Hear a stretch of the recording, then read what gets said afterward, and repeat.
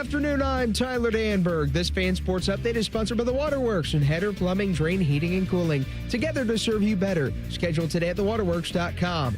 Number 1, Ohio State looks to win its nation-best 15th straight game Saturday at noon versus Rutgers. Buckeyes are 11-0 and rank atop the College Football Playoff Committee's rankings, which will be updated tonight at 8:30.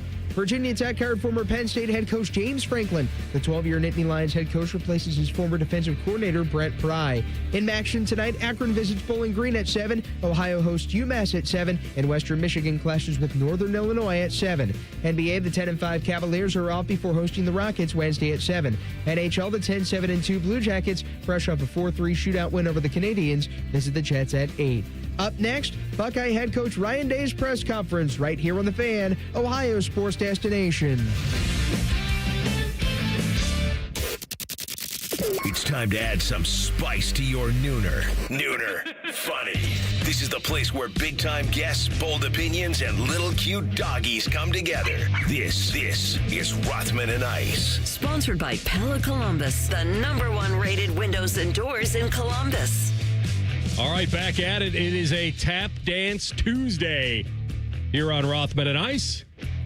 Anthony Rothman, Matty Ice Hayes, and the Loose Cannon at the controls will give us the word on the Ryan Day presser. Matty, how you feeling? Feeling good, man. I'm feeling good. My tribal chief, Roman Reigns, returned last night. Yeah. Woke up to some beautiful weather this morning. You know I like a dark and cloudy type of day. So gloomy, I think is the word. I'm good, man. I'm good. How you feeling over there? You watched all that wrestling last night? I did. John Cena's final Monday Night Raw, had to lock into that. He's only got 2 more appearances, and then it'll really be we can't see the man after that. I watched the Jackets. Okay, good stuff. Nice win. But I did see, because it was hard not to see, Scadaboo at the wrestling. Yeah, and you know what I thought with about? a busted, dislocated ankle, getting shoved into seats. If I owned that team, I'm like, what are you doing? It's got to be part of the script. They know the Giants are there, and they're probably okay, this is what's going to happen. For sure. This guy's going to get shoved back. You're going to stand up and be like, come at me. But I didn't expect him to actually get shoved backward. I was not expecting any physicality at all. I wonder if he ran that by ownership. Because ownership, I would have to imagine, would have said, listen, rookie, you can go to the show, have a good time, but do not get physical with these wrestlers. He was there. Did you see the grill he had on? He had a top and bottom grill. Everything in his mouth was blinged out last night. Cam Scadabo is a rock star. If this dude stays healthy in New York, he is going to be the man in that city. Because as the kids say, the aura was aura-ring last night with Cam Scadabo. Iced out grill like he was Nelly last night. Yeah.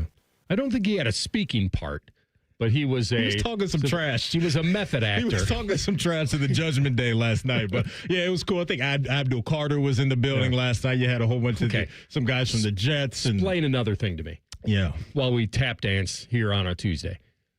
Why do the Giants have a championship belt? WWE makes those for every team, so they probably... But what would possess them to be strapping one over the shoulder? I have to imagine that was gifted to them when they got there last night at MSG. So I think this was probably Triple H and the crew saying, hey, glad to have you at the show. Here's a nice little, nice little thing for you to go home with, and you'll take a forearm across the chin, too, while you're at it. A guy that's going for another belt is this guy. This is a live feed of Ryan Day's weekly press conference, sponsored by the Roofing Guys. Yeah, our policy is that we don't discuss specifics on injuries, and then once you start going down a little bit here, a little bit there, you can create a problem. And so, for a number of reasons, we don't discuss those things. We put out the report the day of the game, but I can tell you that they're in great spirits. The medical staff is working hard. We'll take it day to day and see how they come in each day, but they're working hard to get back on the field. And just so you understand, we check in every day. We take the advice of the medical staff and use their feedback, and we go from there. So we'll continue to do that. Real quick on Gabe at right tackle or right guard. How did he grade out? He played a lot of snaps. Gabe Van Sickle. How did he play? Solid. That was his first kind of real action, and I thought there was good snaps there. And you can see the talent. You can see the bend. You can see the power. he looks like he belongs. So now he's got to start stacking some games here. Didn't raise my hand. Brian, when you are dealing with Saturday night, Julian was a little bit limpy, gimpy, looked like at times. I don't know if he got hit weird or whatever. How much does that potentially impact what he looked like on the field in the second half? Like some of the accuracy, the sideline stuff. I mean, we obviously quarterbacks throw the ball differently than they used to. You don't use your plant foot and your back foot all the same that we used to see when you were playing. But how much impact does that have in a game for you? I guess it can just depend on what's going on, on each individual play. So I think it's hard to say exactly how much anything like that had an effect on him. But, I mean, when you look at certain plays, there's a lot that goes into it. And so I can't specifically say, what percentage or anything like that, when you start to look at, we had maybe some guys in the game that hadn't had as many reps, there's not as much chemistry there. They'll work, hard to continue to build on that. There's a lot of things that come into play. So, but at the end of the day, we've got to do our job. Ryan, you mentioned Jeremiah had a nagging thing, and he took that nasty hit against Illinois where he kind of got flipped over. Is there anything lingering from that particular play that's been bothering him? Not that I know of. No. And did he do anything in that game on Saturday to further complicate or injure what made him initially a game-time decision? Not that I know of. Back in the spring, you and a lot of the players were talking about how they wanted to take some of the signs and everything down and just kind of wanted to move on from last year and those successes and kind of carve their own path here and get their own in those situations. I know that's about the positives of last season and whatnot, but I don't know, philosophically, can that apply to some of the negatives of the last couple of years of these guys they don't have the successes, but they also don't have necessarily the war wounds that a lot of those guys had over the last couple of years? I don't know. I just know that we have to continue to focus on right now, and that's it. And there's lessons that can be learned from the past, but at the end of the day, it comes down to everybody doing their job and just staying focused right now. And that's it. And I think it's a job as the coaches to be at our best. It's a job of the players to be at their best right now. And we'll use, what's happened in the past as learning lessons, but at the end of the day, the majority of that stuff doesn't have an effect on this team in particular. Everyone, and this team is unique. We have our own journey, our own process that we're looking to master every week, and that's really what it comes down to. So, this is their story, and I say it all the time, the pen's in your hand, and here we are, we're in it right now. What do you want the story to be? Each team and each year, there's its own story. So, I think, again, we learn from the past, but ultimately we have to focus on what's right now. With Carnell, at the Purdue game, you had mentioned you thought maybe he probably could have played if you needed to. Has there been a setback or anything since then that has changed the calculus for him at least? Again, I don't want to get into everything because once I start answering one question, then it leads to something else. So I don't want to comment on any of that stuff. Coach, you said you want to be playing your best ball here in November. Just thoughts on this week's game, and it'll be senior day. Yeah, well, for our seniors, these games go fast, and we talk every year about how quickly these games go. And here we are, last game in the shoe, in the regular season, and it's important for everyone to play with urgency. But I say all the time, don't wait till the last game to start feeling all the emotion of that. That's a build up all year long, and being in the moment and appreciating that. But for the guys who are playing their last game in the shoe, it's a big deal, and we need to celebrate those guys by everybody in the Woody giving everything we have and playing for them. And I know they're going to put everything they have into this game because there's a lot of great memories on that field, a lot of great memories in the Woody, and spending time on a practice field and all of those things. And when you get a chance to reflect, it just makes you realize how important finishing this season is the right way. How about Rutgers? Obviously, there's some familiarity too with Sean. Yeah, sure. So, they always put pressure on you in all three phases. It starts with special teams and then goes to offense and defense. And, they always have a plan of how they want to attack you, and they play complementary football. So, coming off of a win and a bye week, so we got to be on our game. Ryan, your defense is forcing so many 3-and-outs and short possessions, the last 2 weeks especially, that they're barely on the field. I think 37, 44 snaps. That's not leaving a ton for the starters or the backups. Are you having to change, or are you changing anything with practice to try and get them more reps? Are they playing too good right now? No, they're not. But I think it's good in terms of the freshness of our team. So that part's been good, and we practiced physically. The offense has been on the field for more the last couple of weeks. I think we've had over 70 rushes the last 2 weeks, and so it's been good. It's been solid. Guys are getting those reps, but that's why we practice so hard during the week. But once you get to this part of the season, we got to be smart in what we do and make sure guys are fresh. And when you look at the snap count on defense, you can see why our guys are, seeking contact this time of year. Ryan, we see what Matt kind of does from a schematic thing on the schematic aspect on the field, but just to see him in the day-to-day, I know you don't work so much with the defense now because he's kind of running it, but see him on the day-to-day and how he's been with the players. What has that been like to see that growth over the years?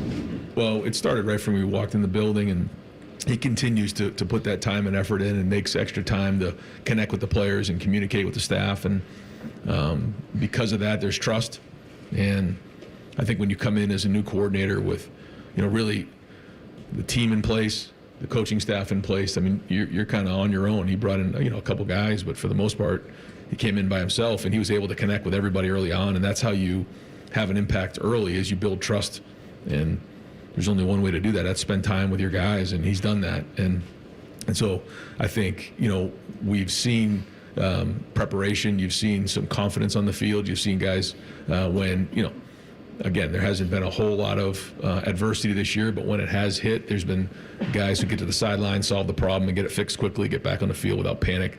I think that's because, they know when they turn to him and they turn to the coaching staff, they're going to give them answers on what exactly happened, and then go get it fixed. Not to say there wasn't that same trust in the field last year, but do you sense a different vibe or feel with Patricia and this group as maybe last year's group?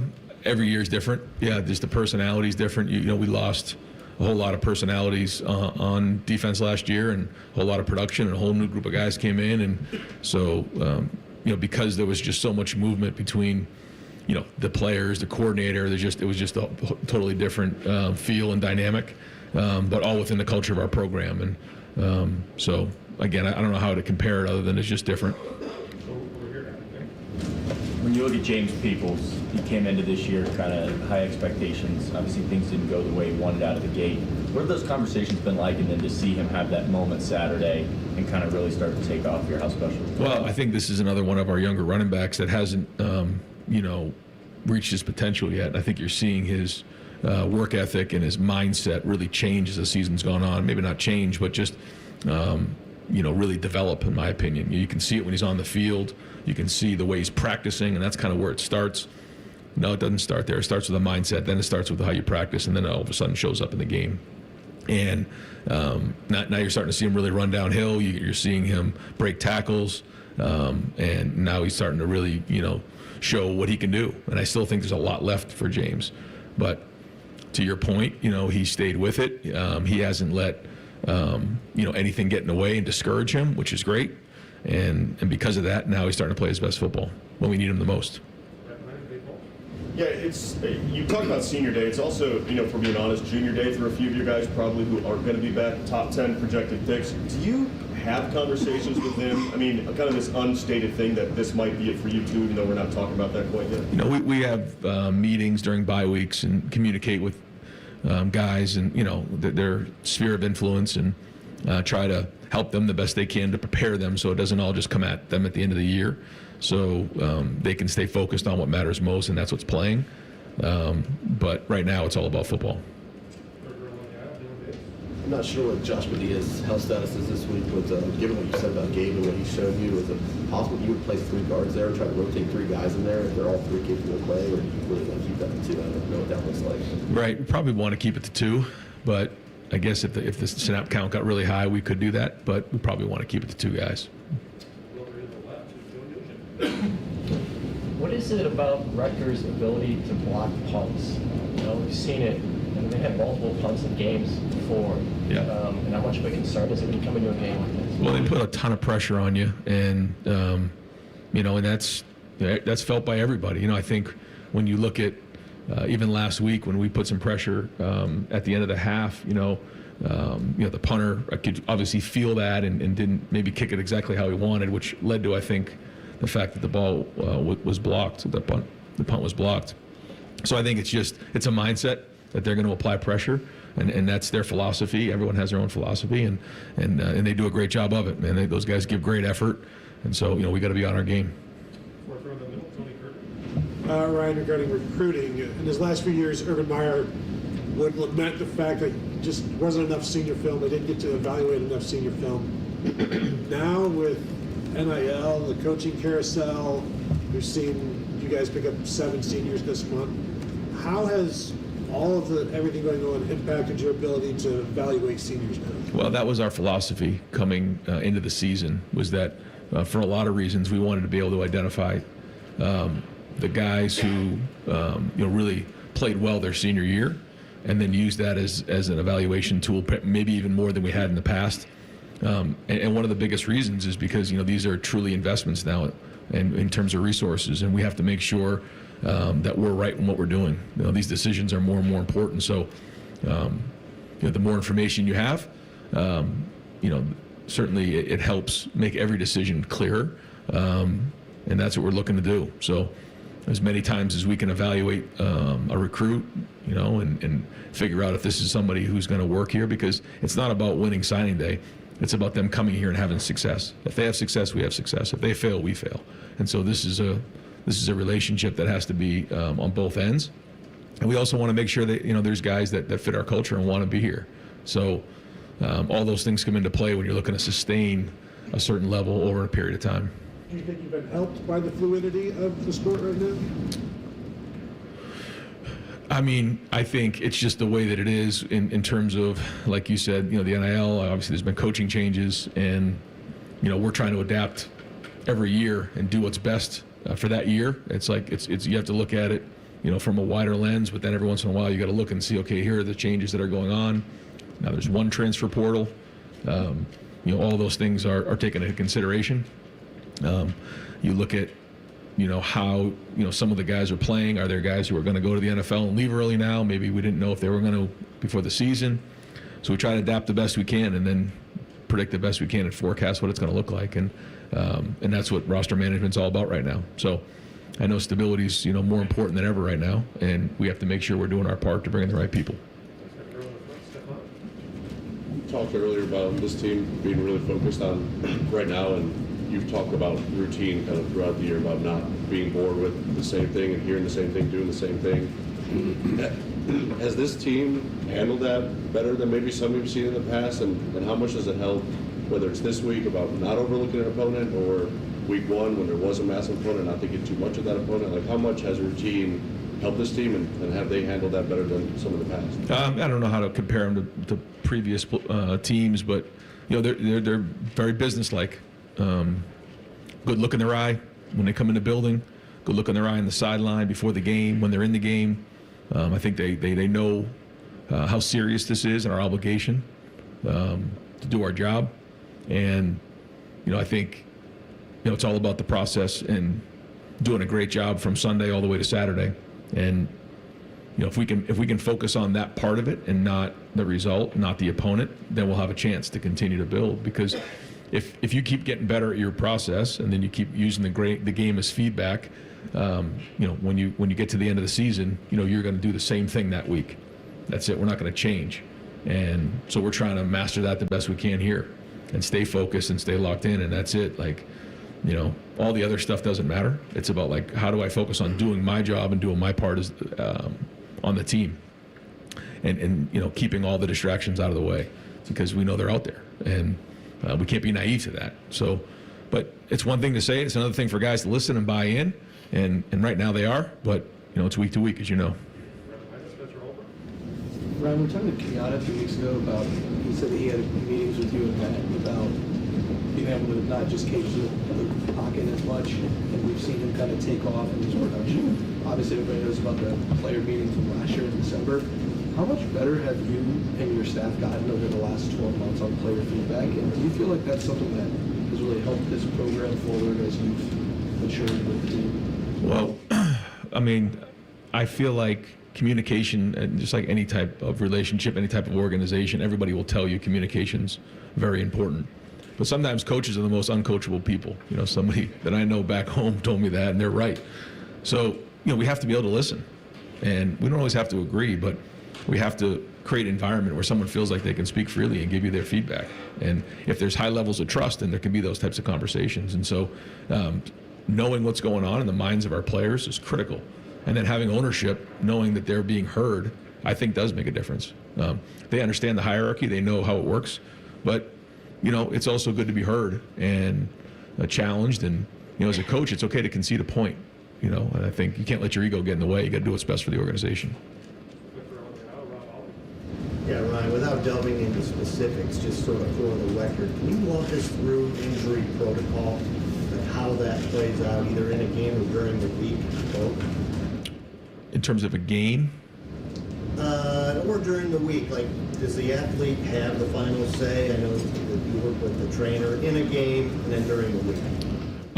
In terms of like as we get closer to the game, if someone's available or not. Yeah, so the medical staff each day gives a report on how someone's doing, whether they're in practice, full go, limited or out, and then, you know, kind of gives an update on how things are going. And then as we get closer to the game, it's available, unavailable, or questionable, you know, game time decision. And so, you know, we just go off of that. And certainly the communication between, you know, the players and the medical staff is important in terms of making those decisions. If a player didn't want to, if he just felt he couldn't play, he has the final say? Oh, of course. Of course. Yeah. Yeah. Everyone's feedback is taken into consideration. And that's where, again, when you talk about trust within an organization, all those things come into play, and it's a group effort. But certainly we always take into consideration, you know, the student athletes and how they're feeling and all those things. Yeah. Injury aside, we're in a new era. You've talked about it, more games. Do you ever foresee the day where load management really becomes a thing where you just don't play a guy in a game? Or I know you rep on fewer reps, but how do you see this playing out? I think a part of it is like the season, and then a part of it would be how you practice during the week, and then, you know, where somebody is within their season. And so we get a lot of good information from sports science compared to previous years, and try to do the best we can. But we also have to win, you know, every game. And so that's the balance. But I feel like, you know, here, when you look at last year, when you look at how we've handled things, I think we're in a pretty good place. But we're always chasing it and trying to do what's best for our guys. Obviously, you guys don't have quite as big of a senior class in terms of guys who have been here for 4 years this year. But how important have guys like Sonny, like Hayden, Kenyatta, Carson, guys who have been there the full 4 years been in terms of leadership for this team? Yeah, I think it's interesting because when you look at last year's team and how many guys came back, you know, you kind of recognize that once they walked out, we were going to have sort of a gap in there. That's just kind of how it works. When someone you know, decides to come back for their 4th and 5th year, you know, sometimes there's no room for some players, and so you know, they decide maybe to move on or whatever it might be. So we knew there was going to kind of be a year where we didn't have as many older seniors, but I think the leadership of even the juniors and even some sophomores has been excellent because they've been kind of thrust into those roles, as you've seen. And so, you know, it isn't just about, you know, your ranking that gives you leadership. It's about your impact and influence on others. And I think, you know, you're seeing some really great leadership. When guys speak, you know, the guys around them listen. And I think there's just a matter of fact about this group. There's not a lot of drama. They know what they need to do. They show up and they make guys around them better. And that approach so far has worked. We've got to keep it going. Ryan, similar to what Rob was asking, but when you have a guy who maybe could play, but you think, okay, maybe this isn't the best for the long-term goals that we've talked about. They're competitors. They want to be on the field. How does that side of the conversation go when maybe you guys are saying this isn't probably the best idea and the player wants to be out there? Just take us through that. Yeah, every situation's different, but at the end of the day, it's our job to make sure that you know, we're, one, giving great information, and then two, you know, looking out for what's best for our guys. And that's really, you know, the best I can say it. But there's always a lot of variables and a lot that goes into every situation. And so we try to do the best we can, again, to communicate and do what's best for our guys. Ryan, you're talking about what the medical staff does during the week with guys are limited, whatever. At this point in the year, I'm sure there's a bunch of guys who have physical issues. It's a violent sport. How much do guys need practice during the week in order to play on Saturday? Can you be pretty limited during the week, especially if you're a veteran, and be okay on Saturday to play? Yep. Yeah, I think it depends on what soreness guys have or what injuries maybe they are, and what position. I think all those things come into consideration. And like you said, on a day like today, that we're going to have good on good. We're going to have scout periods. We're going to have indie periods. And so based on what they're dealing with, we'll adapt we've done that for years. We adapt that practice based on how they're doing. Full go is full go. Then you have limited. And then you have, just indie. And so based on what they're dealing with, let's just say it's a shoulder, they're not going to be involved in special teams drills or snagging guys to the ground or, whatever the drills might be. So, the medical staff does a great job of making sure they present that to us at our 9 o'clock meetings every morning so that we can plan ahead for practice. Since the Texas game, you've won every game by at least 18 points. This is a great problem to have, to not have close calls, but every other team in the country has. Is there a part of you that wishes that you had faced that kind of adversity? And I have a hunch how you're going to answer this, but what are you doing to try to simulate that so that when you do get in those games, you're ready? I mean, I hear what you're saying, but it's like trying to worry about things that are out of your control, and it's sort of a waste of time. However, I think I mentioned to you that, we were trying to, raise the level of play in terms of a 83% grade, which is hard to do. And just so everybody understands, even that 3% could be a big deal. It could come down to one play in a matchup game. And so, the intensity is high. It's the coach's job to make sure everybody in the building is locked in. It's my job to make sure the coaches are locked in. And it's the position coach's job to make sure that their units are locked in and doing their job. And we're on our game. And then, practice has got to be good too. I mean, we can't just expect to, not be physical in practice and not go, good on good, because, we're going to need that to keep our edge. And so all those things are taken into consideration, but we don't take anything for granted. We don't take we don't make any assumptions. And every week, every Saturday, an opportunity to get to Indianapolis is on the line. That's the way it is here right now. I mean, we want to get to Indy, and we haven't got to Indy here. There's nobody on this team that's been to Indy right now, and they know it. And so, that's the edge. Wake up in the morning every day looking to reach our goals. So whoever we play, we play. This is going to be a great challenge this week. We know that. And we just watch across college football every week, and you just see, different teams, challenging each other, and we got to do our part. So we can't worry about what we can't control. And you've heard me say that before. I know it sounds boring, but it's the truth. We got to worry about what we can't control. You've talked about the edginess of the team. Do you think that will serve you well when you get into that situation, and that's a reason you're not so worried about this? I'm worried about everything. That's just the way I am. It's a coach's life. He just is always trying to figure out what's next and try to predict and forecast the best you can. And but I love our guys. I love the edginess. I love the competitiveness. And here we are. I mean, you look at that schedule right there. We only got 2 more in that schedule. And so if you said we're 10-0, rocking right now, I'd say let's go play. And so we're here. And so we got to be at our best. Everybody in the building. Coach, you worry about everything, as you just said. Yep.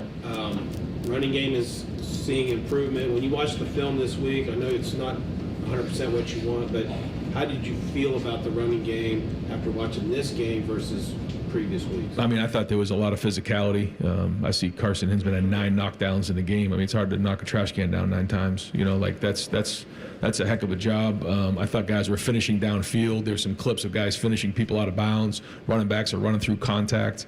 People are finishing. It was a good Sunday to watch effort and physicality and fundamentals, because we know that's going to matter in the end. 83%? Yeah, there was some 83% for sure. Again, I don't want to get into it all, but yeah. And some of those guys are in the O-line, which, there's nowhere to hide in the offensive line unless maybe there's a naked or a quick screen or something like that. But other than that, you're graded to a high level. And Coach Bowen is very particular and critiques those guys at a high level. And so there were some guys who graded out, which is not easy to do. So credit to them in their preparation, and now we got to do it again. Just shifting gears back to high school, in the state of Ohio, they're voting to possibly bring NIL to high school football. Just your thoughts on how that could impact the sport for high school and college, bring NIL down there. Yeah, well, I think when you look at where the rest of the nation is, I think, we'll let the people who make the decisions make the decisions. But I think across the country, you're seeing it's become pretty standard. And so I think if we would have said this about 10 years ago, I think all of us would have been like, no way. But here we are. We're in this phase, and I can see it obviously benefiting the student athletes, which ultimately is a great opportunity for them. Last questions for today. Oh, thanks, Mike. I'm just zeroing in on one. After the game Saturday night, Brandon Ennis said he's seen a look in your eye after, last year after the meeting and stuff that got everything straight, but that look is still there. When you look in the mirror right now, what do you see staring back at you from the standpoint of what just has changed about your demeanor that's carrying through? Oh, I don't know. Yeah, I don't know. It's every year, every game, you learn, you try to grow, you try to get better, you try to recognize the things that need to get done to do your job. We all have an obligation, and yeah, I mean, just surround yourself with great people and go as hard as you possibly can and push, and that's it. And so, no, I mean, I can't sit here, I tell you I know any different how I act or anything like that based on week to week. I try to be as consistent as I can. And try to push the guys and try to give them as much information as I can on what's coming next and forecast what that week needs to look like and where we're going with the season, and try to put the guys in the best position to be successful. That's it. And I think the one thing that these guys can recognize is that there's a lot of buy-in. They know that, if you buy into what we're doing, if you believe in what you're doing, you're going to see the results. And that's important. And I think everybody in the building feels that way when they walk into Woody. And that's a good sign for a leader. But again, like it's week to week, and we got to keep bringing it. When you eyeball guys before a game, like you said, you look into their eyes, you see that. What's the telltale sign there? Well, I think eyes lead to the soul, man. Look at someone's eyes, you know exactly what's going on. And that mindset starts with how you look. And someone told me that, and I agree with it. And so you can tell exactly, what you're dealing with when you look somebody in the eye. And, I watch a sideline, I watch the TV copies, I watch everything just to see what the look in everybody's eye is. And I think when you look at our guys, there's a certain business about them, and that's the way we're going to play the game. Coach, thank you. Thanks, guys. You've been listening to the Ryan Day Press Conference on The Fan. Sponsored by The Roofing Guys. For all your roofing, siding, and gutter needs, contact The Roofing Guys at theroofingguys.com. Rising up. Back on the street. The eyes never lie, Chico? Did his time, took his chances. Ryan Day went the distance last year. Now he's back on his feet. Just a man and his will to survive. Mm-hmm. He has the eye of the tiger, man. You could see into your soul is what he was saying. Look into your eyes. Piercing into my soul. And I looked at you towards the end of the press conference. He said he's watching the TV tape. He's watching everything to see how everybody's eyes are looking. That's a focused head coach right there, AR. Matty, a man looks into the abyss and he sees nothing staring back at him. It's at that moment a man finds his character, and that's what keeps him out of the abyss. Okay. That's some goosebumps right there. I am telling you, he is...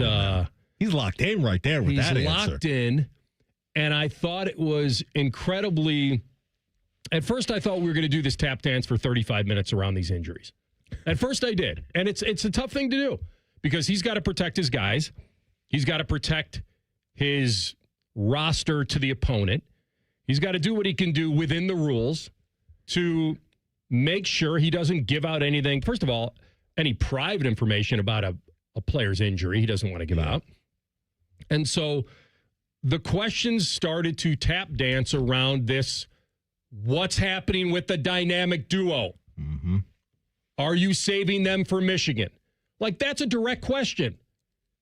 And by the way, it wouldn't be a wrong question because they're playing Rutgers. They should beat them by 40. Hey, you heard they're good at blocking punts today. He's a little worried about that. Their special teams is special. There was two questions about Rutgers today. There were. Two of them. Yeah, the over-under was probably a 1.5. Yeah. So I'm good with everything he said, but I also feel like there's a certain section of this media that is getting a weird vibe. That it's not just protecting guys. That there's something either more serious they don't want to get out, which I would understand, not. And I just don't know where it's going other than I can let it go because of the opponent. And I think most media members are in the same camp. Well, clearly he's saving them for Michigan. Wouldn't you do that? Yes. Like, I think that's what's going on. I think they're answering their own questions, but the questions aren't being asked. So then we got to what's the protocol? Well, the protocol question is more of that's a way to dance around. Are you really sharing with us everything you should be sharing? That's a nice way to ask it. Hey, what's the injury protocol? What's supposed to happen with all that? What do you say, RJ? We don't discuss specifics on injuries. That was one of the quotes today, because when we opened the press conference, when we hopped in, I'm assuming the first question was about Carnell and Jeremiah. And I can understand why people want to know exactly what's going on. We live in a sports world now to where all of us have so much access to all these coaches and players, and we just want all the information now. And we do in the NFL get some labels sometimes, right? Like day to day, week to week, whatever it may be. I haven't heard any of that either. So we're all in a gray area that feels weird. To me, I'm going to keep it as basic as they know that, hey, we can go out there and beat Rutgers without these guys. He's not going to say that publicly. He's not going to want to disrespect Rutgers in any form or fashion, which I understand from a coach's standpoint. But in the back of his mind, I'm sure he's like, hey, let's protect these guys as much as we can because of what's on deck next week. And so if we don't get the answers, fine. It is what it is. I think I can hop in the mind of a football coach and kind of read the room right now and kind of understand what's going on without really knowing the specifics of what are the injuries exactly and how long are these guys going to be out if they're going to be out for an extended period of time. You'll get a glimpse of that this Saturday. What do they look like in warmups? Do they warm up? Right. Do they warm up? Yeah. That would be the first one. Right. Are they dressed? Do they warm up? And if they warm up, what do they look like? And do they play? Mm-hmm. And it is the week before the week. So he's got to think in two camps right now. What do I need for the stretch run? What do I need for the rival game at Michigan? I need them both. And I need them both as close to 100% as possible. Yeah. They're both going to want to play. And so I have no problem with if he sat them both.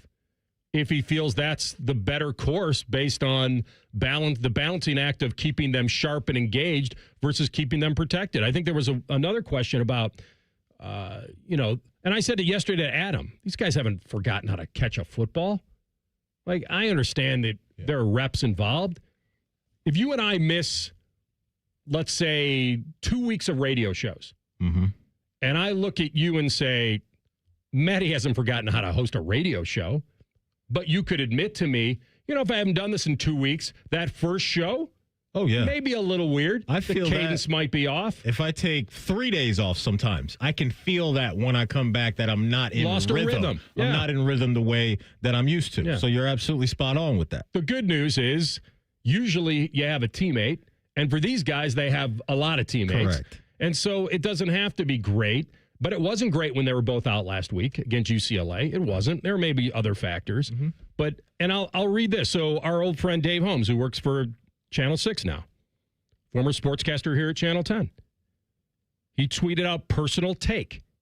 This Carnell Tate stuff is really weird, cryptic and weird.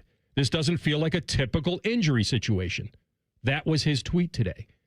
So that's not a guy that's just going to throw out stuff to light a fire. He's going to, that means that's how he's, in his experience in covering things, that it seems more than just either two things. One, it's not medical, which would be weird. Or two, it is medical, but it's more serious than what they want to let on. And Brooke Fletcher asked Ryan Day at halftime of the Purdue game. Am I thinking correctly? I believe so. All right. About Carnell. And at first, it did come off kind of cryptic. And it made me think like, I wonder if something happened. Blew off a meeting. Something happened. Something where they had to feel like, he shouldn't start today. And then he threw out the word precautionary. And then the second he did that, the red flag went down. Like, okay, so they're being careful. And it sounds like that's it. But that's how he took it. So that means nothing that Ryan Day said today in the press conference made him come off that feeling. Because, and I have no problem with him protecting his guys, like I said in the beginning. He did say at the beginning, he said they're working hard to get back on the field.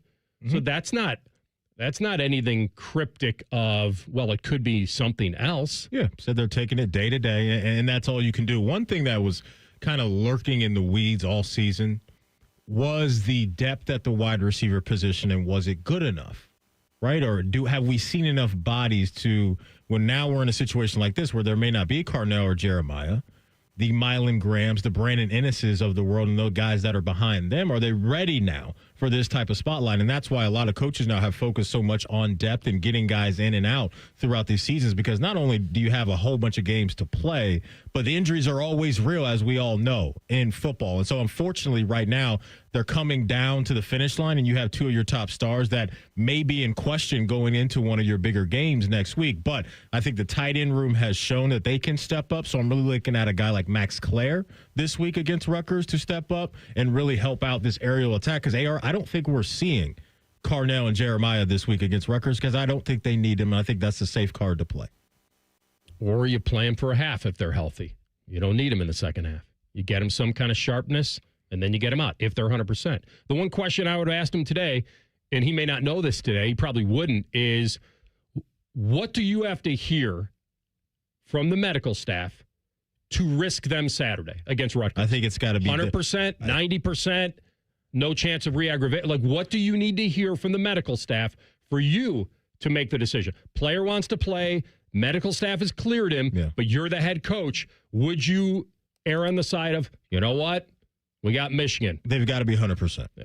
Got to be. But that would have been interesting. Saturday. Like, what do you have to hear? Yeah. All right, we'll come back, and we got Austin Ward on at 2:30. We'll try to get a little more of the inside slant, so make sure you stay listening. We'll come back with a little Fool's Paradise. There may actually be a Bengal on the waiver wire this week that you may want to grab. We'll talk about that next. Rothman and Ice and the Fan. The sound of Paul Keels calling a Buckeye game is erotic. Oh, yes. Your home of the Buckeyes, the Fan, Ohio sports destination. Shop Meijer and bring more special savings to the Thanksgiving season. Treat family and friends with a Meijer frozen turkey for just 39 cents per pound with M-Perks. Limit 1 per customer. Discount automatically applied when you enter your M-Perks ID. Plus, when you spend $100 or more between November 12th and the 18th, you'll receive a $10 coupon at checkout. Redeem on gifts, groceries, holiday decor. It's up to you. Make Thanksgiving a good deal better at Meijer. Exclusions apply. See all deals in the Meijer app. Get your furnace fixed fast. Call Care Heating and Cooling. 1-800-COOLING. Make your list, check it twice, and shop smart this holiday season. Open a Visa at Kemba Financial Credit Union and add some jingle to your wallet with $150 cash back after your first $1,500 spent within 90 days. Apply at Kemba.org. Restrictions apply. Offer ends 12/31/25. Twin Peaks is the best in the game. Here, your favorite drafts are poured at a frosty 29 degrees, and rare barrel-aged whiskeys are served just the way you want them. It's bigger game days and bolder fight nights. I mean, where else can you find a scratch kitchen that always comes in clutch every day from lunch to late night? Only at Twin Peaks, the #1 sports bar. Hit a home run for happy hour and ask your Twin Peaks girl about local specials on drafts, cocktails, shots, and more. You can stream the game on your phone while you're gardening. You can stream it while you walk the dog. You can stream it at a trampoline park. You can even stream it at a monster truck rally. But the second you get behind the wheel, the game's over. Remember, Ohio, phones down. It's the law. Hello, it's John Kozik, founder and president of TurboTrack Realty, and I buy real estate as is fast for cash. Give us a call today for an all-cash offer at 614-470-2000, 614-470-2000. I buy vacant properties, inherited homes, divorce situations, death in the family. I even buy my tenants won't pay me the rent houses. Give us a call today for an all-cash offer at 614-470-2000, 614-470-2000. Around here, it's all or nothing. And Toyota's got more all-wheel drive choices than anybody.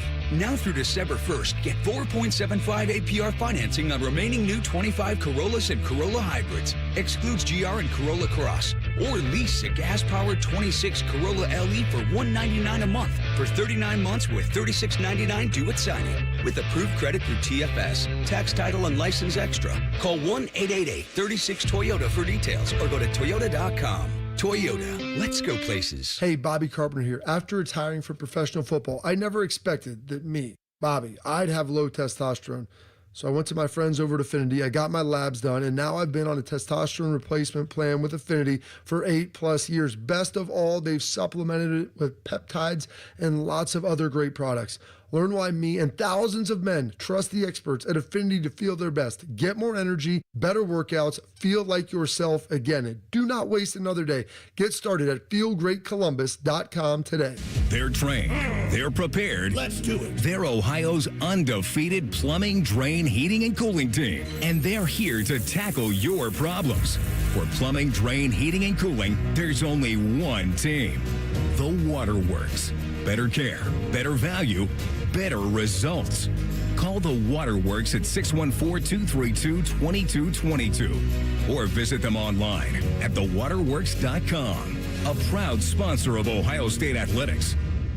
Feeling stuck on your own 10-yard line in the career game? Maybe it's time to just go for IT. My Computer Career has the game plan to score a rewarding new IT career in months. Whether you're a rookie, a breakout career changer, or a military veteran ready to serve. Why spend years chasing a college degree when you can fast-track your future in IT starting now? Take your mark, get set, go for IT. Take the free career evaluation at mycomputercareer.edu today. Financial aid is available to those who qualify, including VA benefits. How many different ways can you consume morning juice? Let's see. Live on YouTube, live on the Fans HD3 podcast on demand, and on 10 TV Plus. And we'll send Bobby right to your house. Weekday mornings from 6 to 8. The Fan. The Fan Guest Hotline is sponsored by Columbus, Worthington, Air, and Bryant. Doing whatever it takes to keep you and your home comfortable. The Fan. Let's scratch that fantasy football itch. It's Rothman and Ice's Fool's Paradise. Sponsored by Buckeye Heating, Cooling, and Plumbing. All right. Cream is rising to the top. We're getting there. In the Fan Fantasy Football League. Moving on up. You're third, I'm fourth. Yeah, man. In a 6-team playoff situation. So, we're good.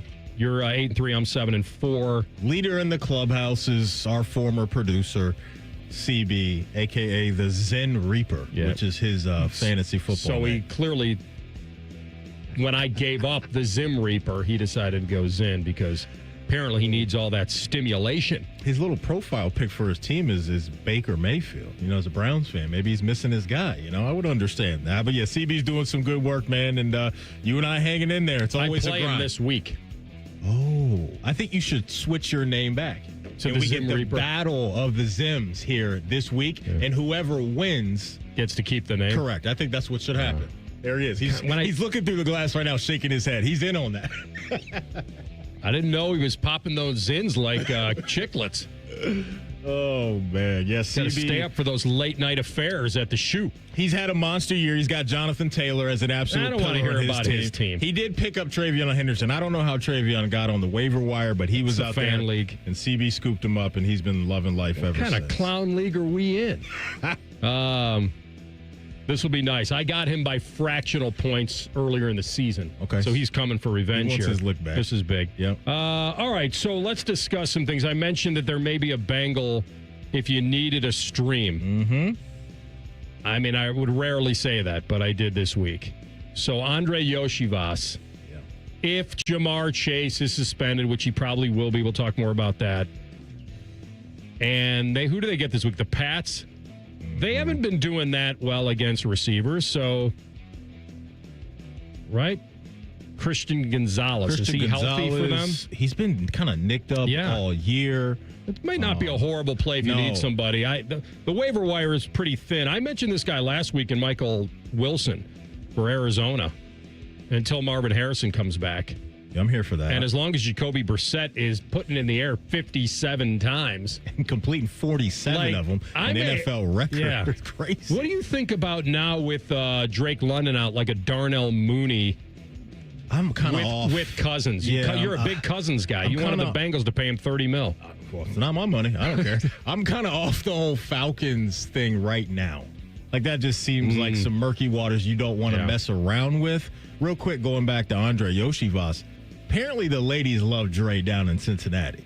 Like, did you see the billboards with him, like, repping some mustard company, and he was, like, in, like, a tank top, had, like, eye black. Like, the ladies, I guess, love Andre Yoshivas down in Cincinnati. You got to check out some of these billboards that he did down there. LL Cool J, Andre Yoshivas. They love him down there, man. They love him. But so I like that call, for sure. Flacco's been banged up with the shoulder injury. I don't know if that was what we saw on Sunday or if it was just the Steelers rising up and having themselves a good day, but that's something to monitor as well. But I like the calls there for sure that you made. A name, AR, at the tight end position that I would just look out for is Jawan Johnson for the Saints. Saints have really not been a good team all year, but as far as the tight end landscape goes, this dude's been all right.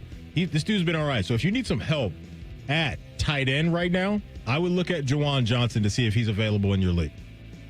DeVere Posey once had some comments about the tight ends in fantasy. Maybe that was last week. I don't know if you guys found that at all somewhere. I would love to hear this. Was it on our Saturday pregame show? You were gone. Oh, okay. By the way, a lot of stuff happened when you were gone. They kind of on that show. They kind of moonwalked off the love that they had for Tim Hall on the show when I kind of pressed them on it. You had evidence. You had audio evidence, though. I know. The show is so much better. It's run smoother. We're all prepped. They said that they weren't saying all that, AR. They said it was a different story. So I don't know what's really going on here. Audio evidence of that?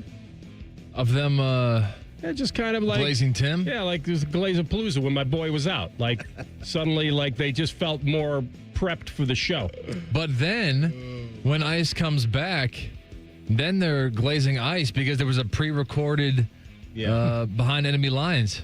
Yeah, they were giving me some crap when I was gone. They really enjoyed that 10-minute intermission. It made all the difference for them. Yeah, I do the prep sheet for them.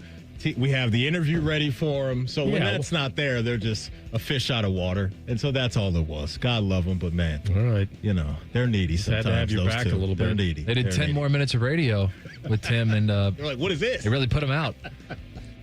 All right, so we've got Sean Tucker out there, right? That's dangerous for me. It's a combination of Irvin's going to come back. That AR and also the Bills. The Bills' run defense we know hasn't been very good. So running backs and offenses have been able to take advantage of that, and so chasing those points is dicey for me because you mentioned Bucky Irving and he's their guy, and when he's ready to go, I think he's going to take over a lot of the work. What about Emmanuel Wilson or Green Bay?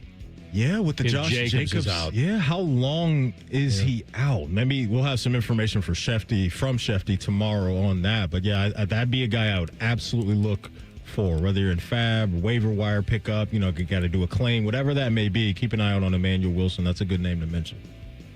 I don't think there's anybody out there this week that I would burn a priority on. No, because we don't know everybody's league, but I'm just saying that unless you lost Jacobs and you felt like, okay, I didn't handcuff him with Emmanuel, I better get him and burn my claim. But if you have a top 5 claim in a 10 or 12 team league, or a top 4 claim, I don't know if you're burning it on Trey Benson or Sean Tucker. Well, Trey Benson, I would, just because of the DeMarcado injury. It looks like he's going to be out for a while. So him coming back, he's, I think, going to be their guy. I would do it for Trey Benson if you hear that he's starting to rock and roll in practice. On the Steelers side of things, because I know some people were excited about Kenneth Gainwell, but Mike Tomlin today said that they're optimistic about his availability for Sunday, that being Jaylen Warren. And so careful with that as well. Really thinking that Gainwell is the guy because it looks like he's not as injured as maybe we thought, that being Jaylen Warren. Because it did look like this was going to be a massive week for running back pickups on the wire with the Green Bay situation, the situation happening in Pittsburgh, but maybe it's not as bad as we initially thought coming out of Sunday. Yeah. All right. A lot of getting down weirdness going on with, guys like DJ Moore and Xavier Worthy and Shakir that just go MIA. DJ Moore single-handedly ripped me to shreds when he played the Bengals, and now it's outside of that, it's nothing. Are two of those 3 on your fantasy team? They are. 2 of the 3. And the other guy was basically on my team, just killing me. All right.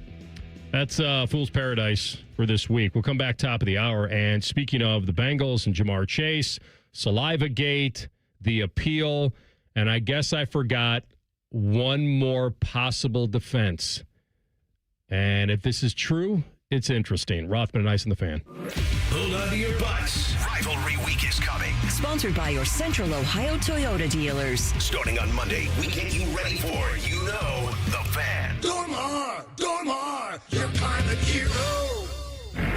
Ride off, then write off when you take advantage of the year-end tax break offers at Bobcat Enterprises. Right now, Bobcat has 0% financing for 60 months on compact tractors. Use tax code deductions to maximize your reinvestment power and gain a competitive edge for 2026. Plus, you can lease, finance, or directly purchase equipment and still apply for the tax deduction. Stop by Bobcat Enterprises in Hilliard, Reynoldsburg, or Zanesville, or see our full line of products at bobcatent.com today. Offer expires 12/31/25. Hey, it's Anthony for Orthopedic One. I'm not invincible anymore. I never was, but I refuse to punt on things I still love to do. That's why over the past several years, when I've had things creep up, like back pain, shoulder issue, elbow problem, I've had it all, I've always chosen Orthopedic One. That's because Orthopedic One is Ohio's largest physician-owned orthopedic practice with 60 physicians in every specialty. Find a physician or location near you at orthopedic1.com. Orthopedic One. This is where you go to get better. Hey, it's Anthony. It's Black Friday savings all month long at Germain Honda of Dublin. Get behind the wheel of a 26 Honda Passport RTL all-wheel drive with 3.99% APR for up to 36 months. Or you can drive the stylish 25 Honda Accord LX with an incredible 2.99% APR for up to 36 months. Germain Honda of Dublin, Sawmill Road, just south of 270, or shop online at germainhondaofdublin.com.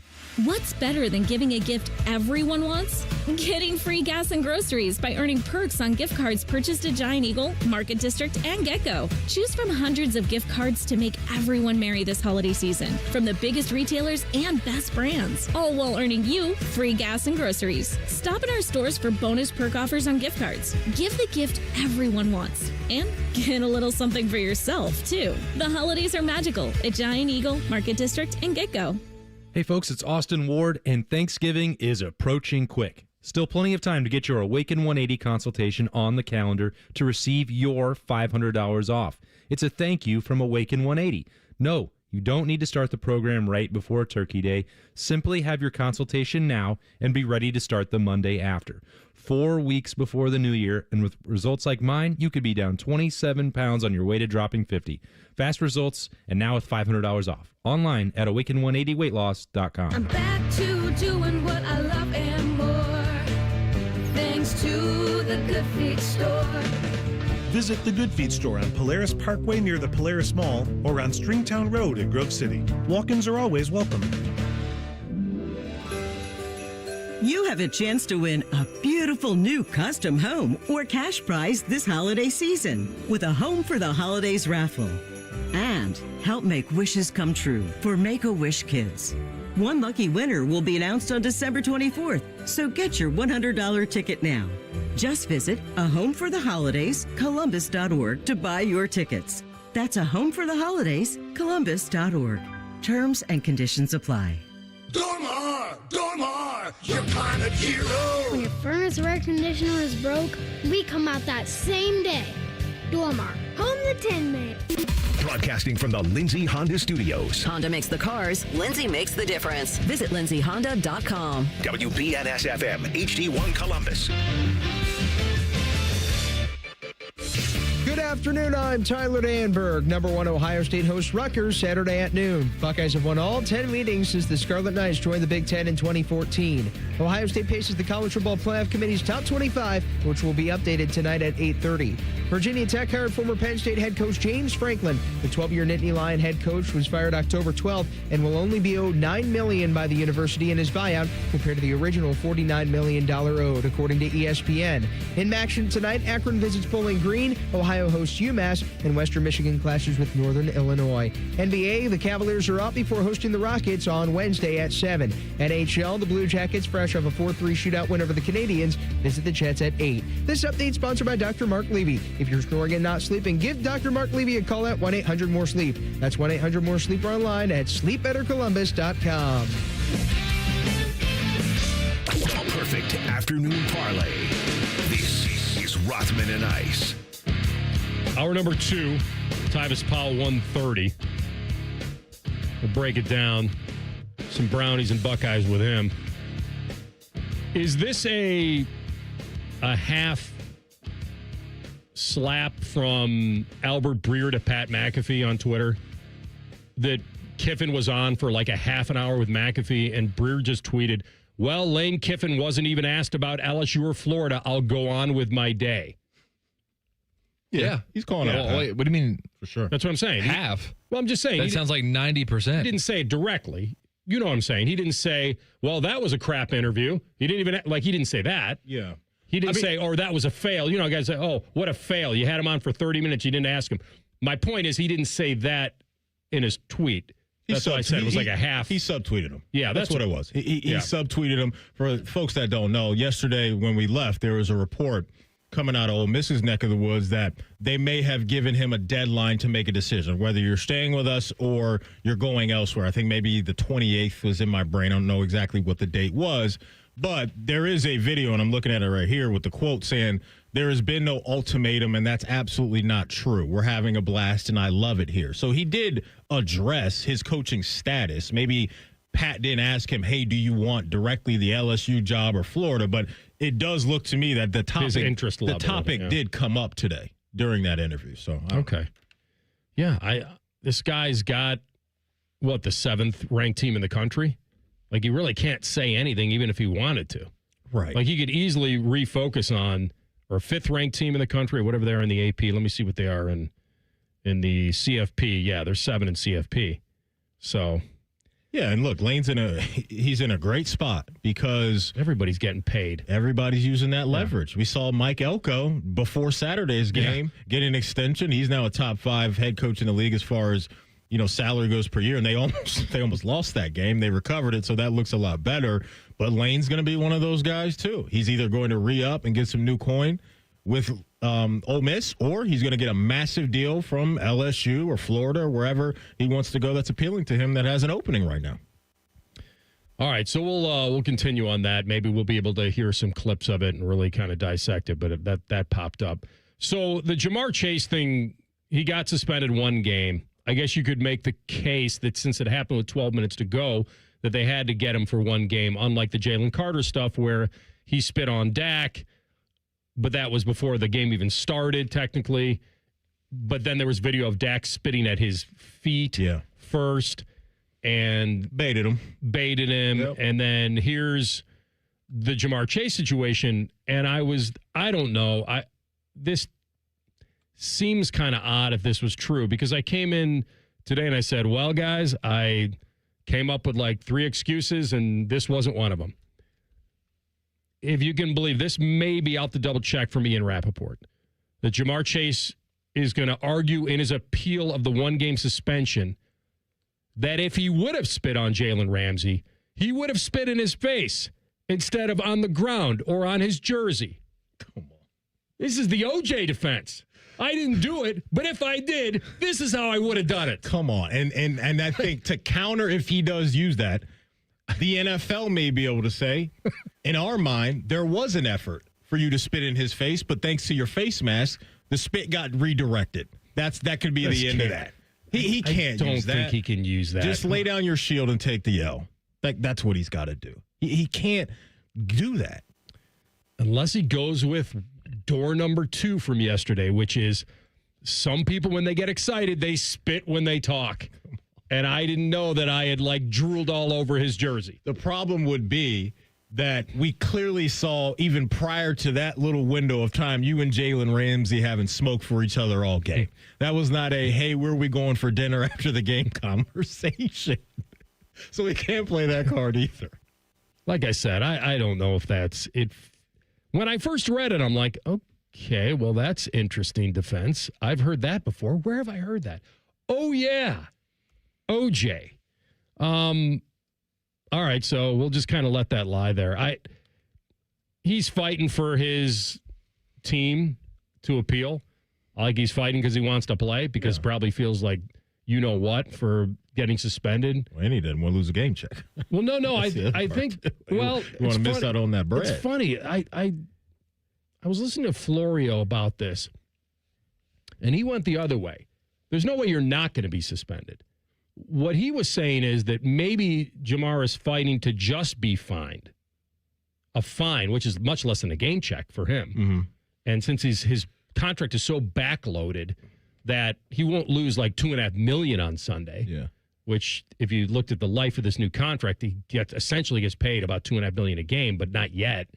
And so I wonder if he's fighting just to be fined, because that's the precedent that's been set in the NFL, that you'd be fined for spitting on someone rather than being suspended. Because maybe that's what the appeal is more about, to reduce, because you'd rather play and give up less money, for sure, because then you win both. Yeah, and it'll be interesting to see if he gets any backing from the PA on this. If he really decides to dig in on that, I just don't know, AR, how much digging in he can honestly do.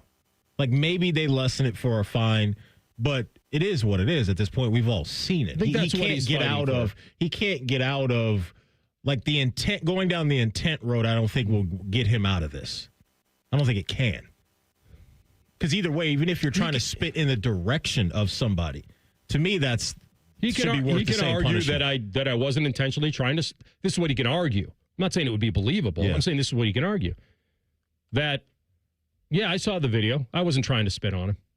If I wanted to spit on him, I would spit right through his face mask. I didn't do that. I didn't want to hit him. If it hit him, it was unintentional. I'll take the fine, and that's what he's going to argue.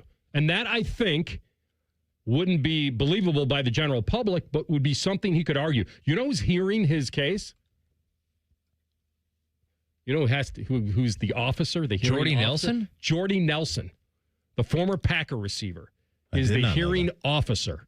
Think he's going to protect his wide receiver? No, I don't. I'm just saying, I think it's kind of ironic that it's, well, it's not, he's either going to protect his receiver brethren or he's going to protect Aaron Rodgers' teammate. Okay, I like that, TLC. I think he's going to go with the latter in that. I think he'll go with the latter that made him a lot of money and probably has him living a good life. I'm telling you, the best option is just to call AI. That's the best option. Well, then you're accusing of Ramsey of lying.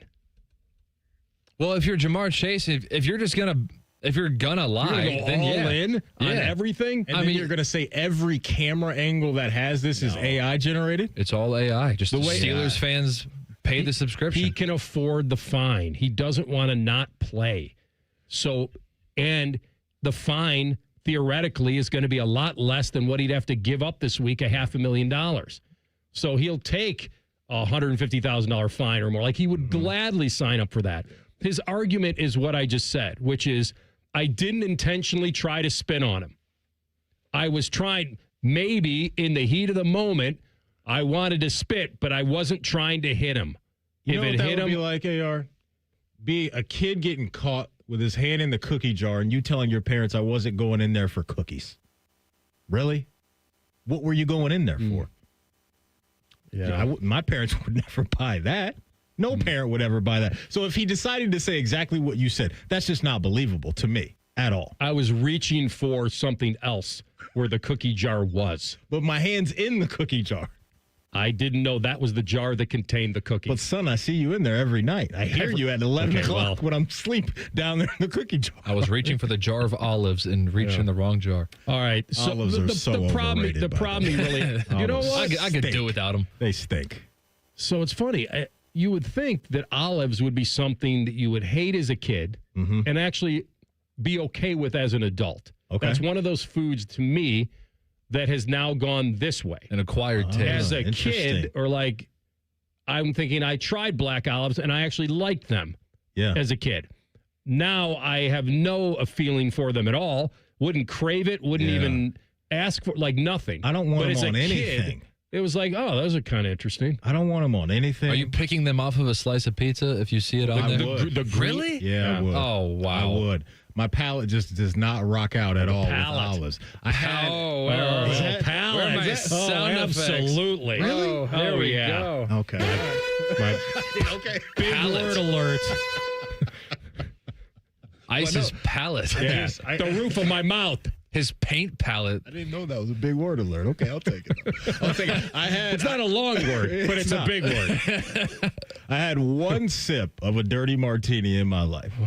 You stayed up till 6 a.m. No, that was the espresso martini. This is a dirty martini. I'm sorry. And I don't know how people consume those. It just was a terrible, because of the olive taste? Concoction. There's another one. I don't know. I'm on a roll right now. Concoction. That to me is bigger than another one. My goodness, a concoction. Good Lord. I'm rolling. He's hot. But yeah, that to me, AR, because they're the green olives with blue cheese in them.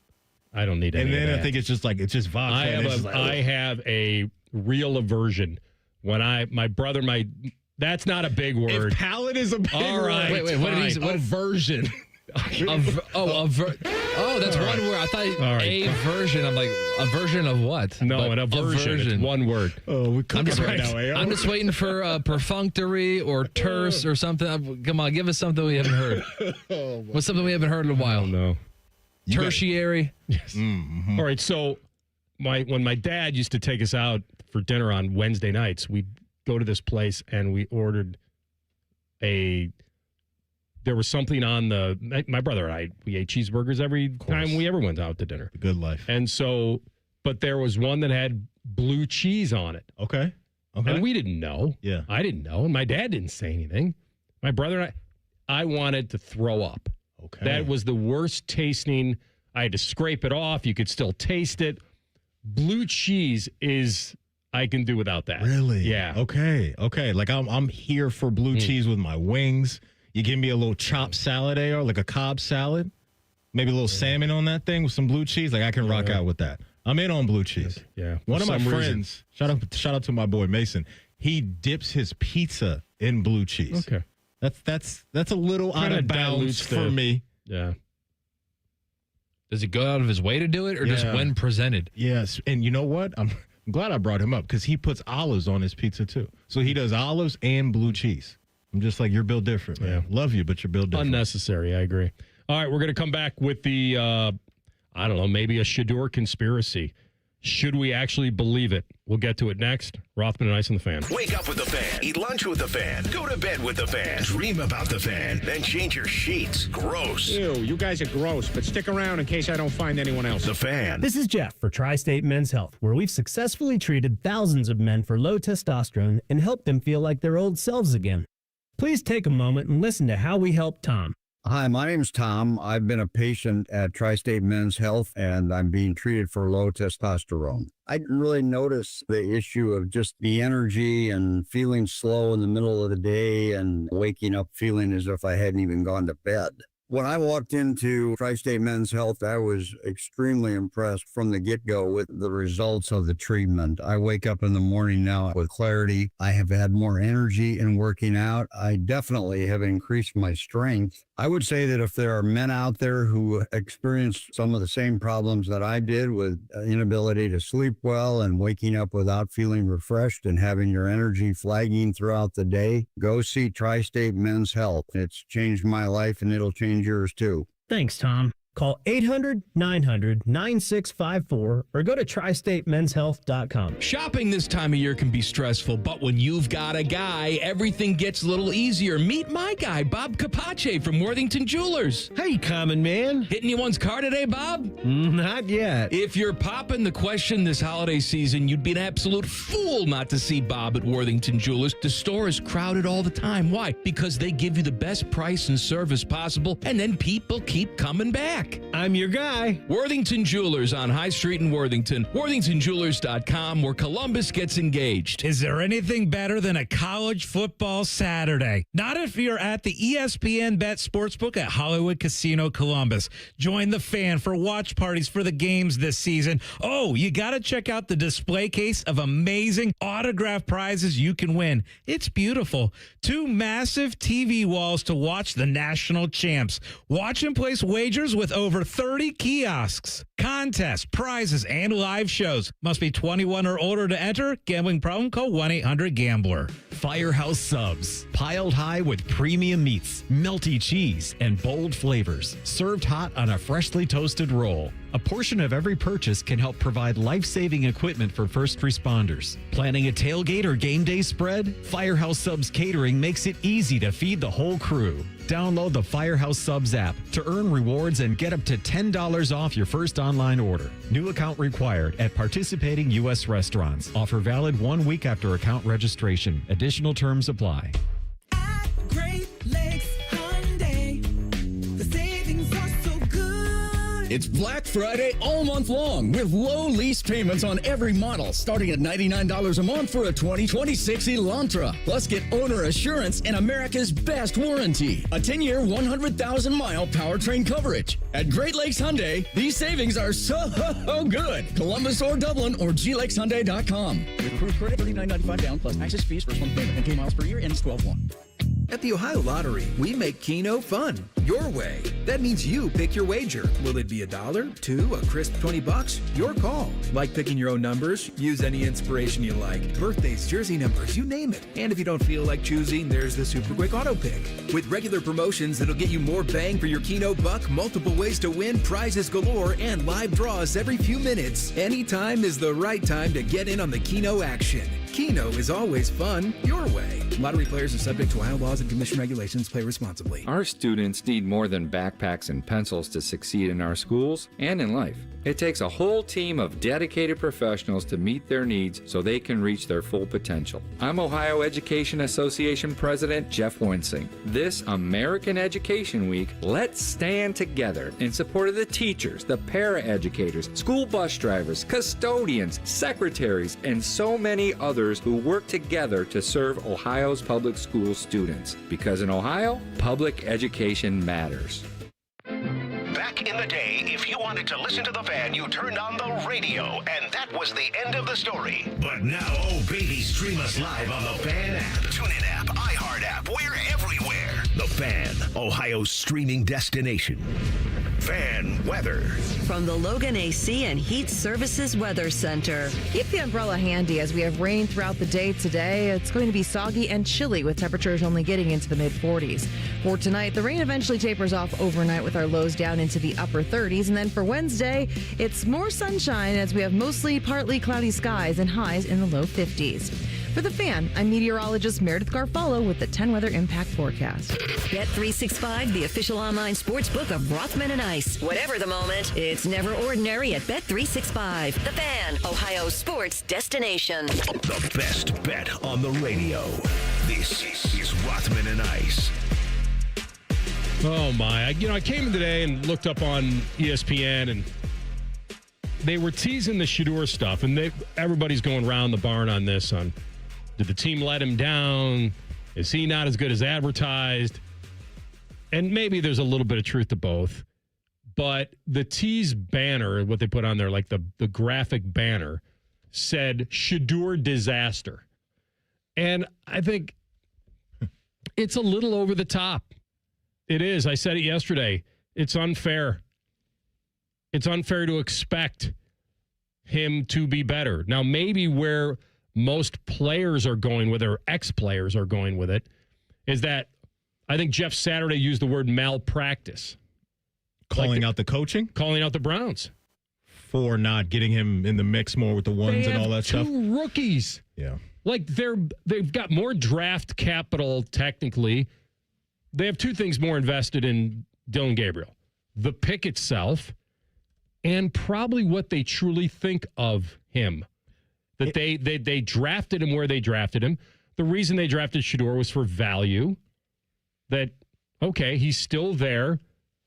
Dylan wasn't a first rounder. They didn't have to turn away from quarterback after drafting Dylan Gabriel.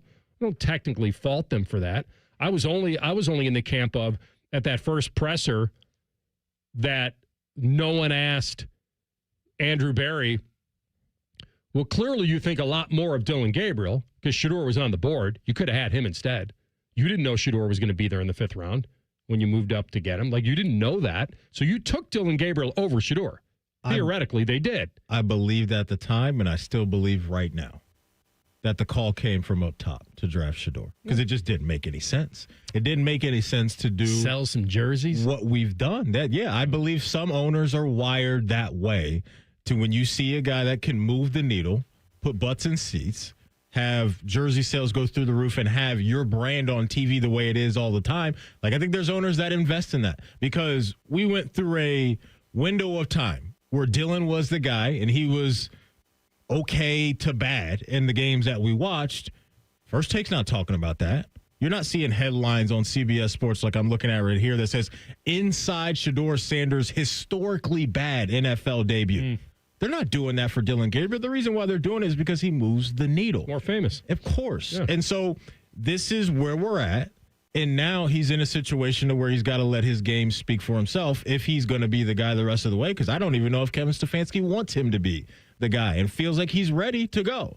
And so all of this is just weird. How we started it at the draft to where we are now is just really, really strange. And I would love to just sit down and have a cocktail with Andrew Berry and Kevin Stefanski to get some true serum in them to really feel and pick their minds on what they did this year, because you don't see NFL teams go about it this way. Why would I care truly about diluting the effort I'm putting into Gabriel with Shedeur in practice? Unless you want to extend practice to make it more of like the Shedeur segment. Like, I have enough worries getting Dylan Gabriel prepared for a game. So these people that are accusing the Browns of malpractice, that you didn't prepare him, that Dylan's a hit away from going to your backup, I just don't think that's done very often. I don't. And I feel like that's the problem they've always had from the beginning.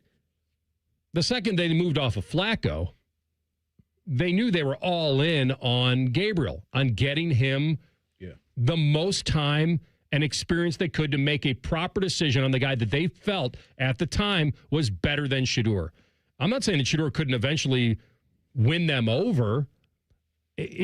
But the 4 of 16 for 47 yards and the pick and the fumble, like, to put all of that on him and say, okay, now he's awful, I think is unfair. It was a bad day.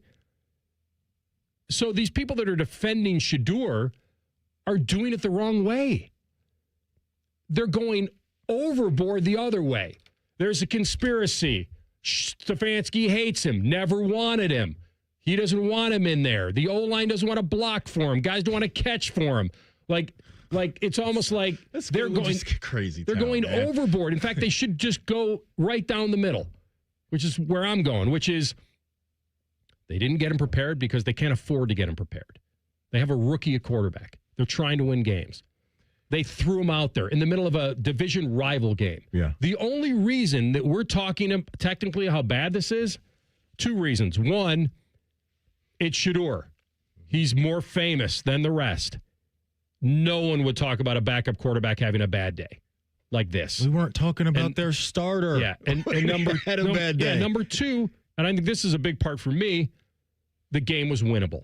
So it put him in a dramatic spot to either meet the moment or not. For sure. If this is mop-up time for Shedeur, if they're down 30 and he has this kind of a day, it's not as big of a deal. Yeah. You're making a big deal out of it for one reason only, that maybe like, wow, you couldn't even do well against Baltimore and they took their foot off the gas, or they weren't trying as hard, or maybe they had some backups in, but that wasn't the case. No. He went in a big-time moment and failed.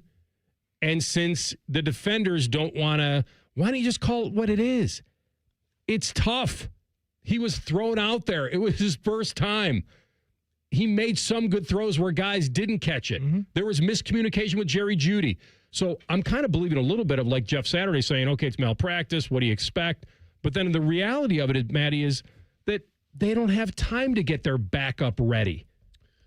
there's something for me that when he is the guy in waiting as your backup, that he should get some type of work with the ones. The fact that he has been put to the side and not been allowed to work with them, I don't love that. I got to be honest, especially when you're a snap away and knowing that, hey, man, this guy is going to have to take over potentially in time, and that's absolutely what happened in the Baltimore game. And so I happen to think that if he does get the keys to the car and he has the ability to prep for an entire week with the ones, that the product will look better.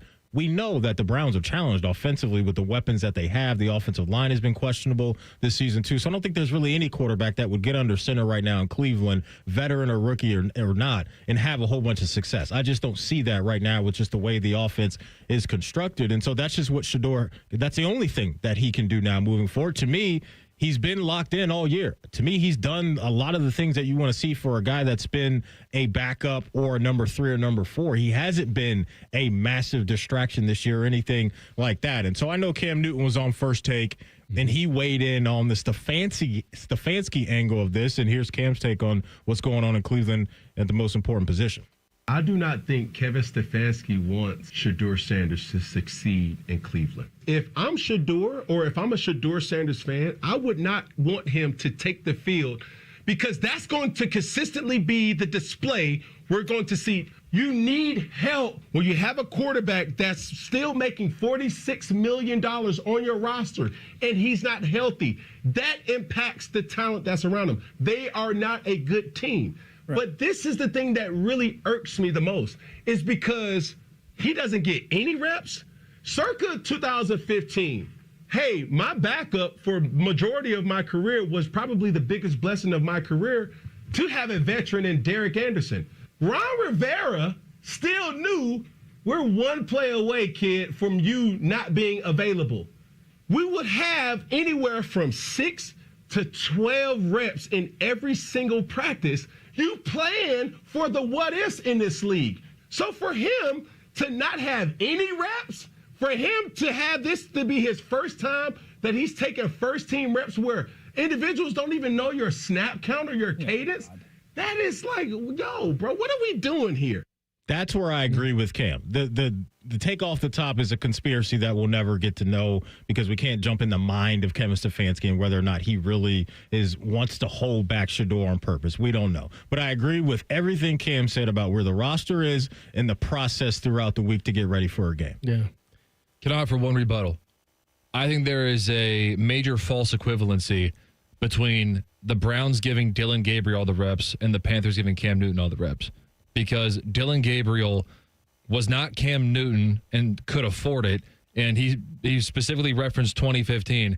In 2015, Cam Newton won the MVP and the Panthers went 15-1 and were legitimate Super Bowl contenders. That's what I said about having 2 rookies. They can't afford. They have to put every last ounce of their effort into the guy they think right now deserves it, and that's, in their minds, Dylan. I think Cam, though, because I hear what you're saying, TLC, the vibe and the tone I got from Cam is that he thinks that every team should approach it that way. He used one example, but I think if we could ask Cam, do you think that that's how every team should operate? My guess is he would answer, yes, that's how you should go about it, regardless of who your guy is. I think preseason you should have that attitude. At this point, we know that the Browns aren't contenders, so I don't think it matters like that. I think this is a developmental year. Extend practice if you want to help your backup. Extend it. Don't make him a big part of it. Extend it. Do something where he gets 8-10 minutes with guys just in case. That part I understand. But that's not their mindset right now. But it's fallen on Stefanski again. We'll talk to Tyvis Powell about it, and we'll break it down. He's got some good insight on it. You'll hear him in 2 minutes. Rothman and Ice and the Fan. This is Ryan Krieger, and at Krieger Ford, we know life's busy. Let us handle your car care. Enjoy our convenient pickup and delivery service, or have our technicians come to you with our mobile service van. It's fast, easy, and hassle-free. Schedule your appointment today, only at KriegerFord.com. Ooh, winter's coming. And when the wind starts to blow, don't come inside to the cold. Open the door to peace of mind with your Waterworks and Header Precision Furnace Tune-Up and Energy Savings Plan. Your furnace is the heart of your home, and Waterworks and Header will have yours running at peak performance throughout the winter. Plus, you'll save on those energy bills too. Go to waterworks.com and schedule your furnace tune-up online. Waterworks and Header, heating, cooling, and plumbing. together to serve you better. Hey friends, Beamer here. Thanksgiving, as we know, is right around the corner. And what better way to say thank you than $500 off to a thinner, healthier you? Now through Thanksgiving, Awaken 180 is giving our great listeners $500 off your program. Visit them online at awaken180weightloss.com. Here for the Lowe's early Black Friday deals? You're right on time for some of our biggest savings. We're talking up to 50% off select major appliances, plus up to an extra 25% off when you bundle select major appliances. Holiday lights going up soon? Select ladders are up to 50% off right now. Get Black Friday prices without the Black Friday crowds. Lowe's, we help, you save. Valid through 11/19. Selection varies by location. Select locations only. While supplies last. See Lowe's.com for more details. Oh, no. Ah, that's the sound of someone who's misplaced My debit card. their debit card. Where did I leave that thing? Not at the gas pump, or the checkout counter, or the roof of your car. Now, if he has the Chase mobile app, he can use Card Lock. Wait, I could just lock my card. Yep, just a few tippy taps on his phone, and that sound, that's peace of mind from Chase. Chase mobile app is available for select mobile devices. Message and data rates may apply. JP Morgan Chase Bank N.A. member FDIC. Rossman and Ice is sponsored by your local Pella Window and Door showroom on Gemini Parkway. The Fan, Ohio's sports destination. Rothman and Ice present Breaking Down the Browns with Tyvis Powell. Efforting, the baller from Bedford, apparently.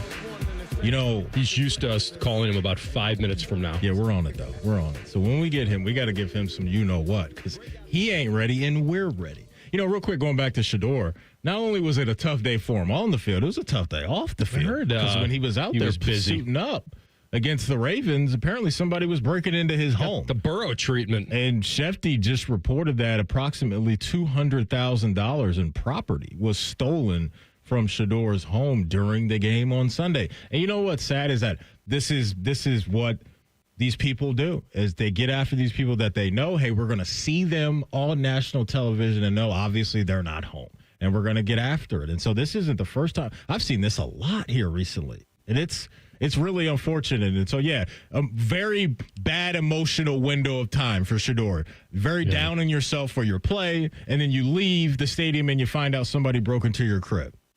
It's tough. I would think, though, these people who are very wealthy would have very strong security systems. You would think, but this happens a lot, which makes me think either they don't, or the people that are breaking into these homes are really, really good at what they do. I don't think I have $200,000 of material. Yeah, I got nothing. Trying to think what would be like an inanimate object, like something that would be, what would be worth the most? Can't even think of it. I think I have a Joe Montana rookie card. I don't know what kind. I don't know what condition it's in. I'd like to see that if you find. Bring it in one day. I'd love to see. I don't think it's in great condition, but I'm pretty sure it's a rookie card. Check it out. I think we got the people's champ. He's late, but we're here. Yeah. What happened? What? Wow. First of all, it's this spam block thing. Blame it on the spam. That's your excuse. You know how you get spam blocked on your phone. But why is our station coming up as spam to you? Well, it's not like I have it saved in my phone. Mm-hmm. Well, I will tell you this: it's a little better excuse than Jamar Chase, but not much. Well, Jamar Chase, he's out to lunch. Listen, he might as well just say, "Listen, I spit on him. I didn't like what he was saying to me, so I just spit on him." But he wants to be fined. That he wants to take a fine rather than a game check. So I could see why he wants to try to appeal it. Yeah, I agree with him. I mean, they said it was like $400,000 he given up. Yeah, that's crazy. Tyvis, you're a man that I'm sure has had plenty of back and forth out there on the football field. Like, have you ever been in that type of situation at all? You want the truth, or you want me to lie? No, I absolutely. I want the truth and nothing but the truth. And he can handle it as well. The truth. Well, the truth is, I was the one that used to say, "I spit on you." I Wait. You do that. You did spit on people? No, he just said. No, I did not spit on him. I would say that I would spit on him because that would turn him up and get the reaction. I was all about the mental thing. Like I wanted to get inside your head really bad, and I knew that if I told you that I spit on you, that would get the reaction that I wanted. So I was terrible. I used to talk crazy trash. I used to do my research on people's girlfriends and things like that. Like I was out of line. Thank God that I ran into Laurentia Powell, who, happy birthday, by the way. She totally changed my life. Like, I really was wild until I met her. Okay. Happy birthday to the wife, the queen of the household. The lieutenant, right? You call her the lieutenant? That's right, there the lieutenant. She run everything. Where are you on? Did the Browns let Shedeur down on Sunday, or is he just not ready, period?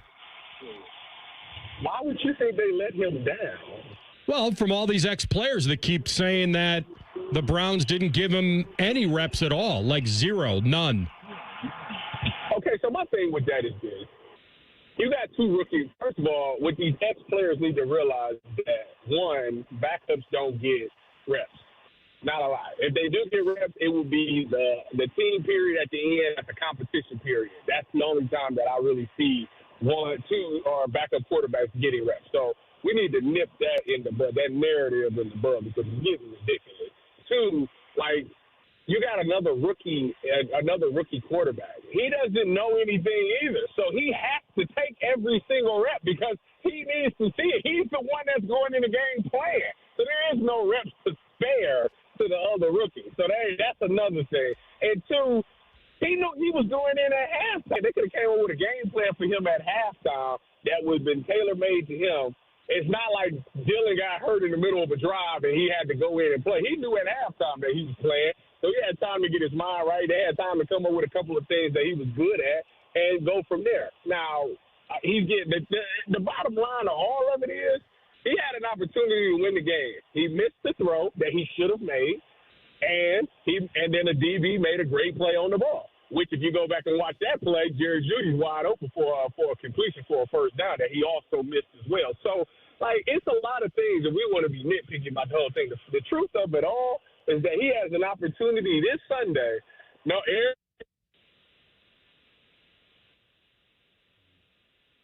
Spam blocker. The team you're going against is just as bad as you. There's no excuse. There's absolutely no excuse. If it don't work out, it's just what it is. What's your reaction to some reporters and people that believe that Kevin Stefanski and the Browns would be like more than happy to set him up to fail, that they didn't want him, and so okay. Go ahead. So my question, what would Kevin Stefanski get out of doing that? That's the part that doesn't make sense. He plays for your team. You are on the hot seat.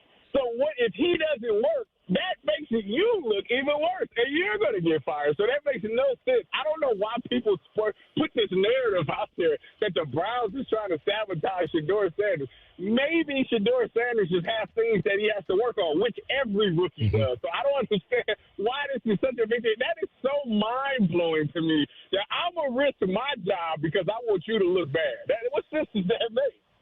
Yeah, it's tough. It's tough to wrap your mind around for sure. T, I want to ask you this. Are we going to see Myles Garrett break the NFL single-season sack record this year? I think we are. I really do. I mean, that dude, the one knock on Myles Garrett has always been that he doesn't have a motor. You know, like he'll rush the passer, but if he don't get home, he kind of just give up on the play. Well, this year, he's countering back, chasing things down like he's gotten that motor, and he's taking himself to another level. I mean, right now he's on pace to break it and shatter it. I think they say he could get 25.5 sacks on the season, and the record's 22.5. Myles is not slowing down. And this game, this Sunday, is not even he's going up against Max Crosby, who's going to be trying to do the same thing, because the Browns got 2 injured tackles. So I think that in-game competitive nature that he has going up against other defensive ends is going to show this week, and he's going to have a really big game. I'm going to answer your question about Stefanski. This is not my answer, but it's just a theory that could be out there. That Stefanski knows that the future in Cleveland looks really bad. and he may be eyeballing another job. Like, it wouldn't be that bad for him, he probably thinks. His name's been linked to the New York Giants, better quarterbacks. That would be the only theory. I think that if he walked in there and said, you know what, Jimmy, I appreciate what you've done, but I want to take this job with the New York Giants, I don't think there would be a lot of resistance. He could just go take that job. I don't think he would need to tank the season to get that job. All right. I think, real quick, T, I think the Browns are going 2 for 2 for Defensive Player of the Year and Defensive Rookie of the Year with what Carson Schwarzenegger's been doing. That's a home run pick for them, man. This dude flies around, and he is just a monster in the making. Yeah, he's running away with that. There's nobody that can. Abdul Carter was the only person that could really challenge him for Defensive Rookie of the Year, and he got benched. So they might as well just go ahead and put his name on that right now. And then as far as Defensive Player of the Year goes, Miles breaks the record. I don't care if the Browns go 2-15. He's getting that award. Does this start the Shedeur run, though, of games? Does this start it for him now? Like, does he, not knowing what's going to happen with Gabriel, or when Gabriel's healthy, would they go back to him depending on if Shedeur is doing well? Like, how does this play out now the rest of the way? I think it depends on his performance. I feel like if Shedeur goes out there and plays well in this game, you have to keep him in. You just have to keep running with it because you found something. The team is clicking. I mean, it's been so hard to get wins this season. If he can go out there and muster up a win, like that's the momentum that the rest of the team needs, you know? So I think that it'll be kind of hard. Now, he go out there and he's syncing up. Obviously, it's over with. Like, so he really got a lot riding on this. This is like, you know that Eminem, he got one opportunity. Don't let Bishop say that's this. That is this for him right now. Hey, before we let you go in our last 45 seconds, what's your feel on the Carnell Tate, Jeremiah Smith stuff that's going on? I mean, obviously, I'm not a fan of them being closed-lipped about it, but I believe that the Team Up North game is so important to everybody in that building that as long as those guys got a pulse, they're going to play in that game. I don't care what's going on. They're going to find a way to play in that game. That's my whole thing on it. Yeah, and I would protect it like grim death. Absolutely. All right, my man, take that spam blocker off next time. I just did. I got y'all. See you, brother. All right, there he goes. Free Place and Ortiz. Cut him off before his monster. Well, that's the new sign Go off, apparently. Cavs, go Buckeyes, go Browns. I'll do it for him. I got you, T. All right, we're going to come back with a Buckeye Bulletin, and we'll let you hear what happened today at the presser and the questions that were asked to Ryan Day. Rothman and Ice in the Fan. The only workplace in America to participate in the Doorknob Fart Game. And we also play office basketball and sometimes do radio. The Fan, Ohio sports destination. Would you enjoy watching a football game if the officials were paid a bonus for every flag they threw? Or a basketball game where the refs got paid for every foul they called? Okay, how about hiring a furnace and AC company that pays its technicians by the number of parts they can sell you? Hi, this is Dennis, president of Care Heating and Cooling, and today, this is how many companies operate. They call it performance pay, and it rewards technicians by paying them more for billing you more. Why is this bad? Because it abuses your trust in a technician to be treated fairly and honestly. At Care, we've been family-owned for 31 years and have always paid our technicians by the hour for repairs. We'll show you exactly what needs to be fixed and why, and give you our low upfront cost before we start. And unlike other companies, our technicians will never be rewarded for throwing more flags. Our Central Ohio-based staff is here for you 7 days a week.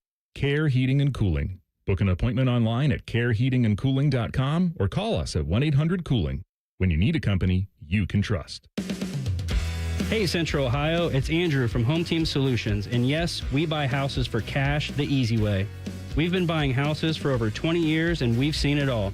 Whether you've inherited a property, you're behind on payments, the house needs work, or just want to avoid the hassle of listing, we've got you covered. No repairs, no clean out, no stress, just a fair cash offer and you pick the closing date. We've helped hundreds of homeowners sell fast and hassle-free, and we're proud to have 5-star reviews all across Central Ohio and an A+ rating with the BBB. If you're ready to sell your house the easy way, call Home Team Solutions at 614-962-SELL. That's 614-962-7355, or visit us online at selltohometeam.com. Home Team Solutions, local, trusted, and family-owned. Again, that's 614-962-SELL. 614-962-7355 or selltohometeam.com. For 48 straight years, Ford F-Series have been the best-selling trucks in America. We got here by engineering breakthrough technology, redefining Built Ford Tough, and never settling for second best. But what's really made Ford F-Series the #1 selling trucks in America is you. Ford F-Series, Built Ford Tough. Based on 1977 to 2024 calendar year total sales. 1-877 Cars for Kids. KARS Cars for Kids. Ready to get rid of that old car? Donate it to Cars for Kids. Call 1-877 Cars for Kids to reach a friendly live agent. Donation's super easy, and your car can be picked up as soon as tomorrow. Call us now, 1-877 Cars for Kids. 1-877 Cars for Kids. Donate your car today. Did you know you can donate real estate too? I was in foot pain for 20 years, trying to give it relief, buying all these different insoles. Drugstore insoles, custom insoles. I spent thousands of dollars. I bought all these products, and not a single one worked. I really, truly needed to have relief in my feet. And the Good Feet arch supports were what gave me the relief I needed. For over 20 years, we've been helping people like Teresa actually live the life they love without their feet getting in the way. They wanted to make sure that I got something that my feet felt good in, not somebody else's feet. I love the fact that I can wear these arch supports in all my shoes. I have boots, I have cowboy boots, I have running shoes, I have walking shoes, I have flat shoes, I have heels. It makes me so happy. If you ask my husband, he will crack up because there is no store I would rather go in than a shoe store. I'm Teresa, and that's my Good Feet story. See what we can do for you with a free personalized arch support fitting at the Good Feet store. Visit the Good Feet store on Polaris Parkway near the Polaris Mall or on Stringtown Road at Grove City. Starting Monday, it's Rivalry Week, or as we like to call it, Beat Michigan Week, or Try Not to Get Pepper Sprayed Week. Rivalry Week sounds better. Let's go with that. Rivalry Week on the Fan is sponsored by your Central Ohio Toyota dealers. Ryan Day's proven he has what it takes to win a natty, but can he take control of the biggest rivalry in sports? Will Julian Sayin or Jeremiah Smith have a Heisman moment? Will the Fan staff consume 500 wings in a single setting? Let's find out together. Proud to be your home of the Buckeyes, the Fan. It's almost Football Friday. All play and no work. Sponsored by Tansky's Sawmill Toyota. Your home for football, the Fan. Rothman and Ice present Buckeye Bulletin. Sponsored by Logan AC and Heat Services. Don't go through another furnace breakdown. For fast, friendly service, call the experts at Logan Services now for a free estimate and next day furnace installation. Buckeye Bulletin time. Thank you, sir. I haven't checked the spread. No reason to check it. I want to know, though. I'm going to look for you. I'm doing my stupid math anyway on this game. This is your chance to guess it, though, Roth. Yeah. This is big. We had it. It was, 34.5? Oh, I honestly have not heard a spread yet. I haven't. The only thing that would get you on this one is the fact that, Shiano might be able to slow the game down a little bit. Buckeyes certainly want to get that, as Coop you say, the hay in the barn for the second half of this. You could get a backdoor cover. It seems a little high. What is it? It's either 33.5 or 34. It's actually 31. Oh, so it's come down. Okay. The hay in the barn saying, does that come from farmers? Like when the day was done? Yeah, get all packed in there, Matty. Okay. But is that... Get it all stuffed and jammed up there with hay. So when the hay's in the barn, the day is done. Yeah, you got some chores to do. If you're a farmer, reach out to me. I'd love to know. Farmer Ted. Hay is for horses.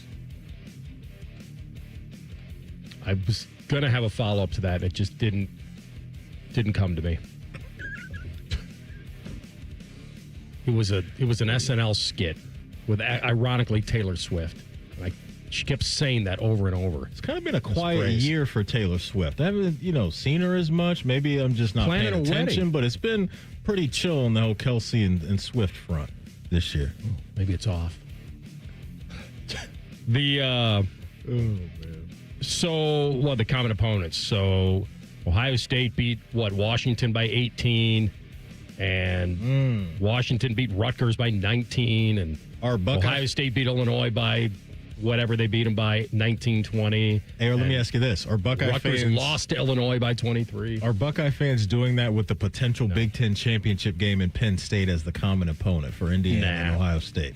Oh, they we could. beat them by this much. Indiana Barely grinded to got get by, them. You had the Mendoza March, I don't and think then so. I'm just doing my own computer gambling stuff. Means Ohio State should probably cover this spread. So Ryan Day was peppered today about, I guess to some degree, about the injuries to his dynamic duo. And he came out right away, working hard to get back on the field.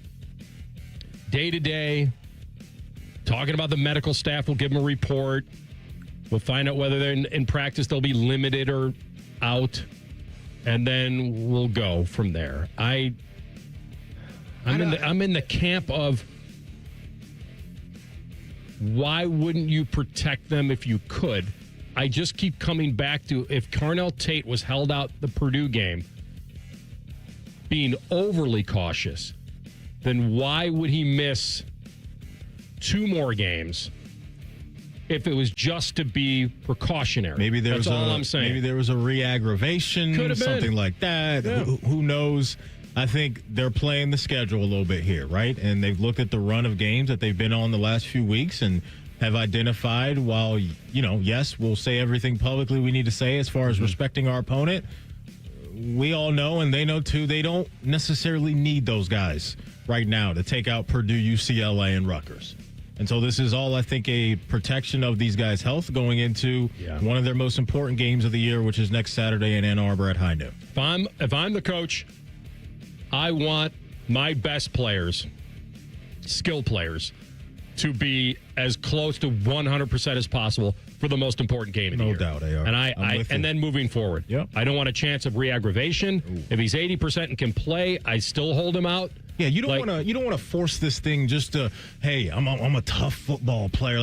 No. You don't want to shoehorn this thing in on Saturday. Right. This is we're playing for another natty. No pun intended. We're trying to go back to back in this thing, okay? And so that's the long-term view that I think they're taking, and I think that is the right approach to take. Unless we can't sit here. It is more serious than we know. Maybe so. And we can't sit here and tout, the recruiting is always so good, and it's wide receiver you and all this stuff, and get into these situations and not have confidence that there are guys that are ready to step up.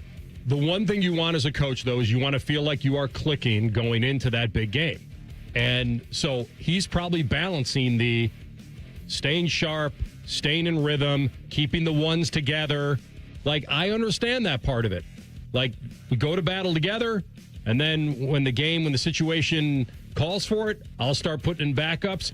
It's not his idea to want to start backups. Yeah, I completely agree with you, man. If this was game number 4, let's say the Michigan game was game number 4 in the schedule, then I'd be a little concerned about these guys not being on the same page or not having the chemistry. To me, they've built up enough now, that being Julian, Carnell, and Jeremiah, to where even if they go into next week and they're limited throughout the week, I would have confidence that those guys could put it together and figure it out on Saturday and be impactful the way that they've been all year.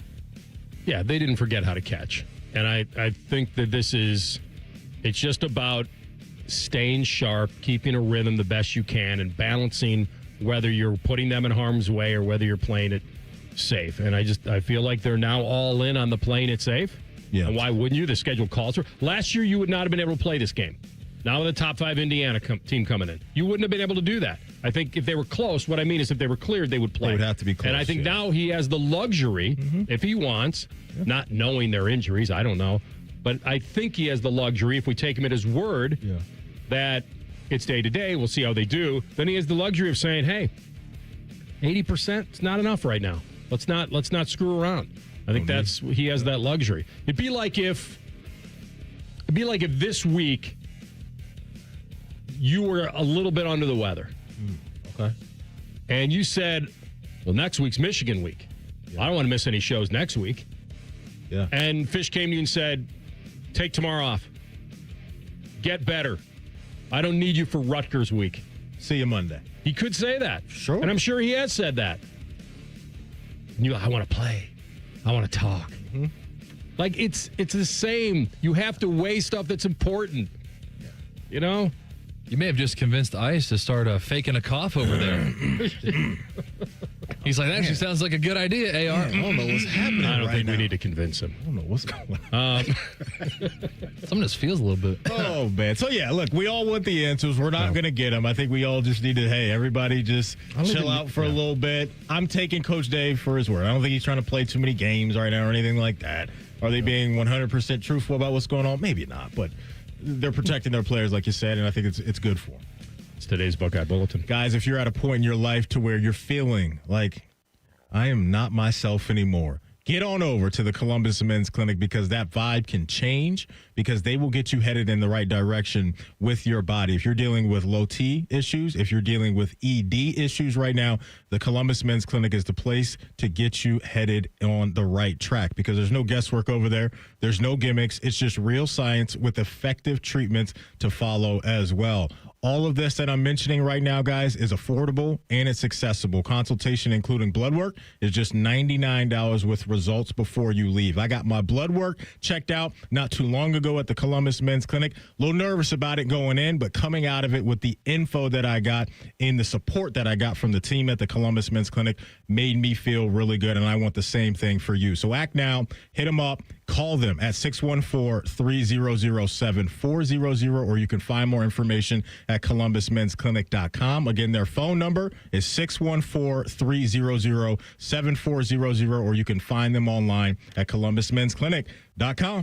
All right, we'll come back final hour, which will include Austin Ward. We'll talk Buckeyes and then potential CFP shakeup. We'll see. There's one team that probably can taste a playoff now. We'll give you all that next. Rothman and Ice and the Fan. Starting Monday, it's rivalry week. We call it that because the Buckeyes play a very annoying team from Michigan. Clever. Sponsored by your Central Ohio Toyota dealers. The Fan. Dormar, you're kind of hero.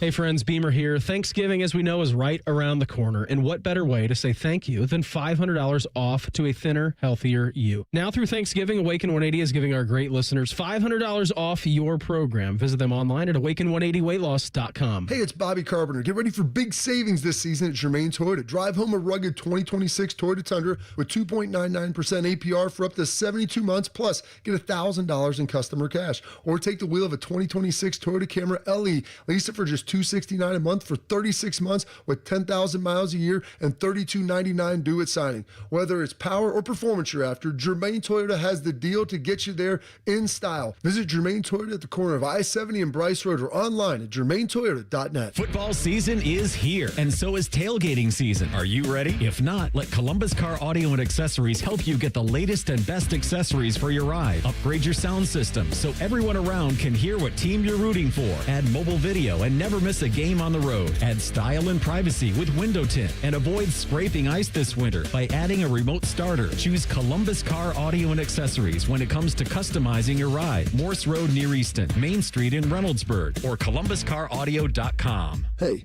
you know that chronic pain in your knees, hip, back, shoulders, whatever joint it might be, it can make life feel impossible. But at QC Kinetics, there's a breakthrough treatment that's giving patients relief, some cases even within 1 day. It's called stem wave therapy. This device has been used for over 20 years in Europe, and it's made its way to the United States. And there's a groundswell of demand for the treatments because the patients are getting real relief from acute pain, and they're spreading the word. Here is the most interesting detail. The device is both a diagnostic and therapeutic, helping Dr. Ray Tesner and the medical team at QC Kinetics find the problem and then trigger your body's own natural healing response. StemWave uses the same technology as lithotripsy, the sound waves that penetrate, spark blood flow, and more cellular activity. That's exactly what you need to promote healing and relief. Wondering if this is a good solution for you or your pain? QC Kinetics is making it easy. Your first treatment is only $49. So call for a consultation and ask about the $49 treatment right here at 380-208-4544. Before you buy a diamond, visit Diamond Seller, because not all jewelers are created equal. Hi, it's Alex Johnson from the Diamond Seller. For over 78 years, we've set the standard for craftsmanship, service, and value. Our in-house jewelers and gemologists work together to ensure every diamond is as brilliant as the person you love, all backed by our guaranteed best price. We don't just sell rings, we build relationships that last generations. So this holiday, before you say yes, make sure it's with the jeweler that's been trusted for over 7 decades. Visit Diamond Seller today. Here for the Lowe's early Black Friday deals? You're right on time for some of our biggest savings. We're talking up to 50% off select major appliances, plus up to an extra 25% off when you bundle select major appliances. Holiday lights going up soon? Select ladders are up to 50% off right now. Get Black Friday prices without the Black Friday crowds. Lowe's, we help, you save. Valid through 11/19. Selection varies by location. Select locations only. While supplies last. See Lowe's.com for more details. Oh, no. Ah, that's the sound of someone who's misplaced My debit card. their debit card. Where did I leave that thing? Not at the gas pump, or the checkout counter, or the roof of your car. Now, if he has the Chase mobile app, he can use Card Lock. Wait, I could just lock my card. Yep, just a few tippy taps on his phone, and that sound, that's peace of mind from Chase. Chase mobile app is available for select mobile devices. Message and data rates may apply. JP Morgan Chase Bank N.A. member FDIC. You have a chance to win a beautiful new custom home or cash prize this holiday season with a Home for the Holidays raffle. And help make wishes come true for Make-A-Wish Kids. One lucky winner will be announced on December 24th, so get your $100 ticket now. Just visit ahomefortheholidays.columbus.org to buy your tickets. That's a Home for the Holidays, Columbus.org. Terms and conditions apply. In Columbus, how you roll up on game day matters. And with Polestar are redefining the driving experience. The Polestar 3 isn't just an electric SUV. It's an SUV that drives like a sports car. Precise, powerful, silent enough to hear the crowd before you see the stadium. Drive it today at Polestar Columbus. Or visit polestarcolumbus.com for a test drive and to learn about our competitive lease offers. Dormar, you're kind of hero. When your furnace or air conditioner is broke, we come out that same day. Dormar, home the Tin Man. Broadcasting from the Lindsay Honda Studios. Honda makes the cars. Lindsay makes the difference. Visit lindsayhonda.com. WBNS FM, HD1 Columbus. Good afternoon, I'm Tyler Danberg. Ohio State head coach Ryan Day spoke to the media today, but did not give an update on the injuries to receivers Jeremiah Smith and Carnell Tate. They're in great spirits. The medical staff is working hard. We'll take it day to day and see how they come in each day, but they're working hard to get back on the field, and we check in every day. We take the advice of the medical staff and use their feedback, and we go from there. So we'll continue to do that. Smith, Tate, and the Buckeyes host Rutgers Saturday at noon. NFL Steelers head coach Mike Tomlin said quarterback Aaron Rodgers will not need left wrist surgery. His status is TBD. NHL Blue Jackets visit the Jets tonight at 8. This update is sponsored by Green & Sons, family owned and operated for over 45 years. Find your next Kubota tractor at Green & Sons, located in Mount Sterling and north of Marysville and Raymond. Coming up on Rothman and Ice, Austin Ward joins to talk Buckeye football at 2:30 right here on The Fan, Ohio's sports destination. Most shows just skim the surface, but Rothman and I feel like the biggest story of the day deserves a closer look. It's time for a deeper dive. Sponsored by Low T Center. Low T Center, reinventing men's healthcare. All right, final hour of the program, Rothman and Ice. Happy to have you along for the final hour. Anthony Rothman, Matty Ice Hayes, and the loose cannon. Tyler Danberg on the update desk for us. I don't think we're going to get a change. Certainly, we're not going to get a change at the top here. But you're going to get a little bit of the at-large movement now in the CFP and the ACC and the Group of Five. And so the top three ranked teams, Ohio State undefeated, Indiana undefeated, A&M, all won their games. Let me ask you this about A&M, because I'm glad you brought them up. What do you think they're going to say about A&M tonight in the game that they just had, where they were getting curb stomped early on but came back? The perception in the eyes of the committee right now when it comes to A&M, how do you think they're viewing what they just did on Saturday? They cannot view their defense, certainly, as the way they viewed it last week. They can't. And I'm all for saying that South Carolina has played a gauntlet. Like, South Carolina wasn't just a doormat. They weren't. That's a team that had to play. I mean, do yourself a favor. Go look and see what South Carolina's schedule has been. Actually, that's not a typical 3-7. Okay, so it sounds like you're giving Texas A&M a little bit of the benefit of the doubt that they're down 27 not like points. That. No. I home. think they're going to get. I think in the eyes of the committee, the gap just got larger between Indiana and A&M. You mentioned South Carolina's schedule. Yeah, read it off. The last 5 weeks. So 5 weeks in a row here at LSU, home against Oklahoma, home against Alabama, at Ole Miss, and then last Saturday at Kyle Field taking on Texas A&M. The fact that they went into A&M with that kind of energy off that schedule says a lot about South Carolina. And not to mention at the time when they played Missouri was ranked 23rd in the country and lost to them. And their first loss was Vanderbilt. Against so the shuffling that I would think we could look at is not A&M.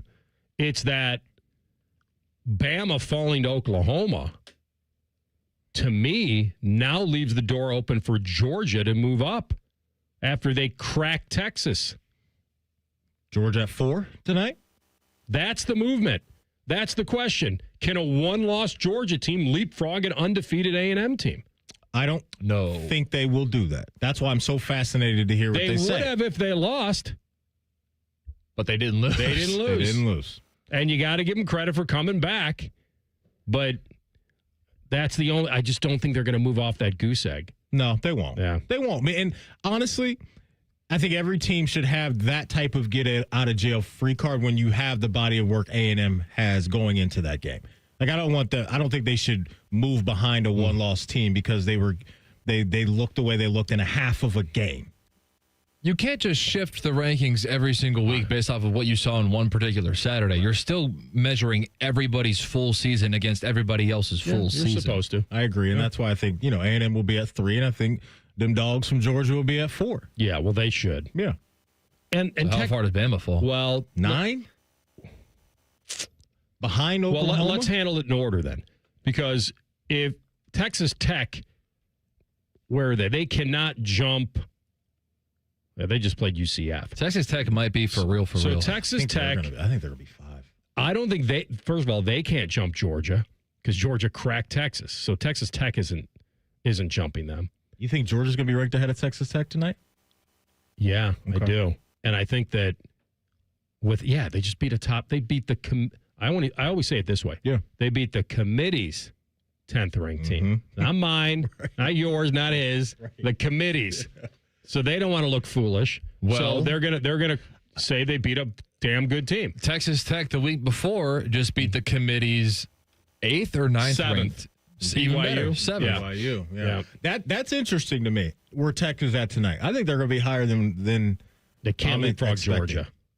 Well, they'll be 5. Mm-hmm. They just can't get to 4. I think Georgia now, and here's the great thing for Georgia. And I'd have to look at this a little more closely. Can Georgia get a bye without even being in an SEC title game? Can Georgia get a bye without being in the title game? Based on the tiebreakers, what you're saying? It feels like if they don't get to play in that game, it might not be the worst thing for them. Texas Tech is currently behind them.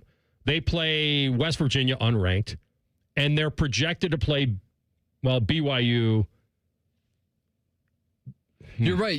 Tech would play BYU in a Big 12 championship. This is an interesting thought. So Georgia is currently ahead of both Ole Miss and Alabama. Right. But that's because Georgia has one more win because their final game of the year is Georgia Tech. So everybody else is one SEC game behind. And Alabama, one of their losses, keep this in mind, is Florida State, which was not a conference loss. Yeah. So because Alabama beat Georgia head-to-head, Alabama would have the tiebreaker. So Alabama versus A&M in the SEC championship can still happen with Georgia being ranked ahead. That's excellent. What I'm saying. Good thinking, AR, which, by the way, is why I'm not entirely giving up on the Ty Simpson Heisman hope. Not entirely.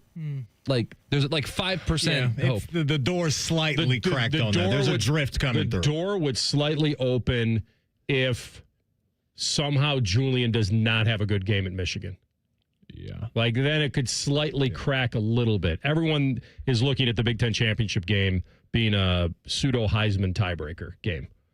Now, if they both play to their floor, I don't know if you'd fault Mendoza if Indiana doesn't beat Ohio State, if he had a decent game, nor would you say, well, as long as Ohio State wins, you got to give it to Sayin. Like I don't think it's all based on team success. They just couldn't lay an egg. IU will be off this week. We won't see them again until next Friday. It'll be Friday night when they take on Purdue. So Julian will have this week a lot of eyeballs. But it's the Michigan back-to-back with Michigan in the Big Ten title game where Julian, I think, can really hit the gas pedal and maybe separate himself a little bit. Because this past week, Mendoza had another really good statistical game against Wisconsin, and Julian's was kind of light based off what we've seen from him. This is what we need to look at because they always cut it off in the top 10, right? Because that's kind of the cutoff for at-large teams. Right. So, like Oklahoma beating Alabama, obviously they should move into the top 10. Mm-hmm. And the ACC champ and the highest-ranked group of 5 are both guaranteed spots in the field. So, they'll get 11 and 12. And so, your team, Notre Dame, is... I'm worried about getting leapfrogged somehow. They're playoff bound, though. I think so. They can taste it now. You guys are there. We're looking the part. I don't think anyone's like terrified of Pitt, but dominated that entire game. So I think we're coasting. I don't really care about the ACC's final bid or anything like that. The ACC is interesting because of the race for the conference championship. Because you got like 5 teams fighting for 2 spots. G-Tech, Virginia, Pitt, SMU. Exactly. Like, there's nobody coming out of that conference. He told us this wasn't a conference game this past week. Right. No, I agree with what he said. It was crazy to hear him say it, but I agreed with what he said. But there's nobody coming from the ACC that I think anybody's going to look at and say that. Yeah, exactly. They could win a title this year. AR, here's our competition. It's Indiana, Texas Tech, Georgia. 2 are getting a bye. How far could Indiana fall? Like, could Indiana possibly miss out on a first-round bye if they like completely flop against Ohio State? Because I don't think you can do like Indiana beneath Georgia. Like if Georgia does not play in the SEC championship game, Indiana can't fall beneath them. They would both have a sole loss, but Indiana's sole loss would be the number 1 on a neutral. Correct. And I don't think so. I don't think. And they would be forced into a 13th game that Georgia wouldn't be forced. You can't pull a 59-0 Badger. No, deal. You can't pull that. No. Which I don't think it would, but anything's possible. I also think, by the way, I know this isn't interesting, but the group of 5 is kind of complex, and I don't think we'd spend a lot of time on that, but it's a little bit weird. Like the committee has to pick the best champion from the 5 non-Power 4 conferences. Yeah, they shouldn't be allowed. They shouldn't be allowed in this thing. I'm sorry. I love the little guy. They shouldn't be allowed in this. Just seed them as you rank them. But it's just like, why are we wasting a spot in the playoff for teams from the group of 5? It's a waste of time. I don't know. Maybe James Dolly Madison Gems just rises up and the old fighting Cignettis over there. But well, if they get a chance to play Indiana, that would be a riot. That would be some theater I would definitely want to sit down and watch. Right now, your first round buys, I would think tonight would be Ohio State, Indiana, A&M hangs there, and Georgia's 4. It's fairly simple. Now, when they start doing the bracket, that to me is irrelevant. Like, would I like to see a Notre Dame Oklahoma game? Sure. Yeah. But I don't see it. You can't really look at that. But I think there are a couple things here. It's the cutoff at 10. And then it's Georgia versus Texas Tech. Yeah, that's right. Georgia hammers Texas, and Texas Tech beat UCF. And I think Georgia will be up there. They both have a loss, and Georgia should beat the committee's 10th ranked team. And Georgia still has Georgia Tech left. Yeah. And we'll have a new voice on the CFP show tonight. It will be Arkansas's AD has stepped up. Come on down. You're the next chair of the committee. So yes. Because the other guy is being investigated. It will not be Mac Rhodes tonight. It will be Arkansas's AD holding it down. Unbelievable. Crazy. All right, we're going to come back with little pre-snap for you. And a big brand, speaking of brands, a big brand may be watching the other playoffs like the rest of us. Tell you that next. Rothman and Nice and Fan. We're the highest rated sports radio station in America.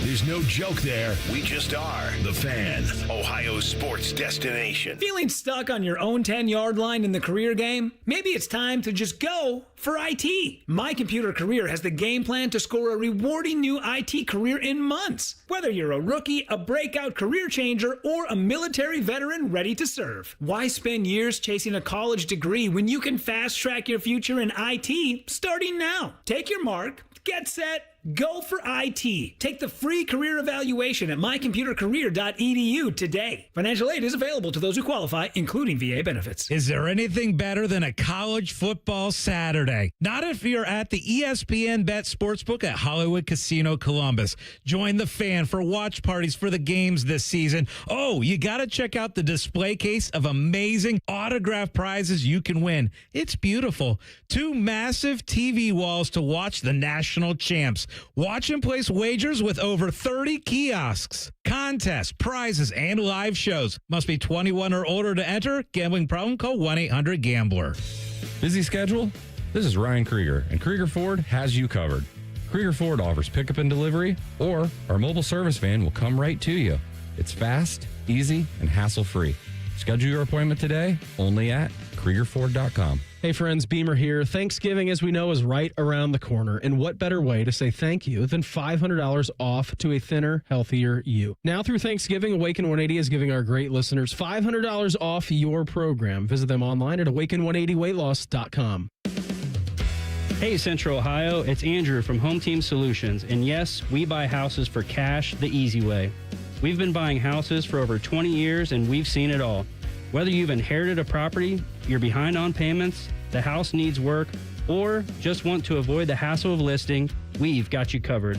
No repairs, no clean out, no stress, just a fair cash offer and you pick the closing date.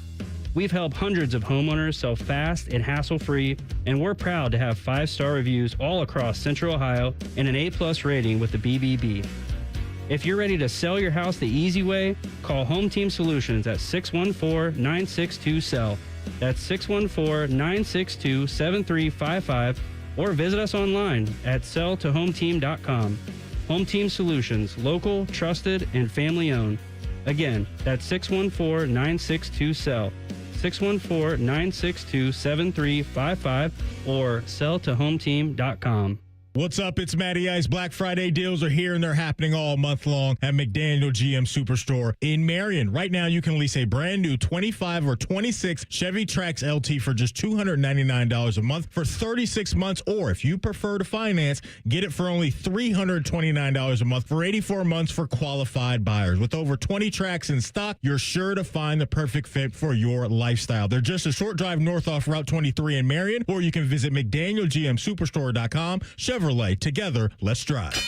Hello, it's John Kozik, founder and president of TurboTrack Realty, and I buy real estate as is fast for cash. Give us a call today for an all-cash offer at 614-470-2000, 614-470-2000. I buy vacant properties, inherited homes, divorce situations, death in the family. I even buy my tenants won't pay me the rent houses. Give us a call today for an all-cash offer at 614-470-2000, 614-470-2000.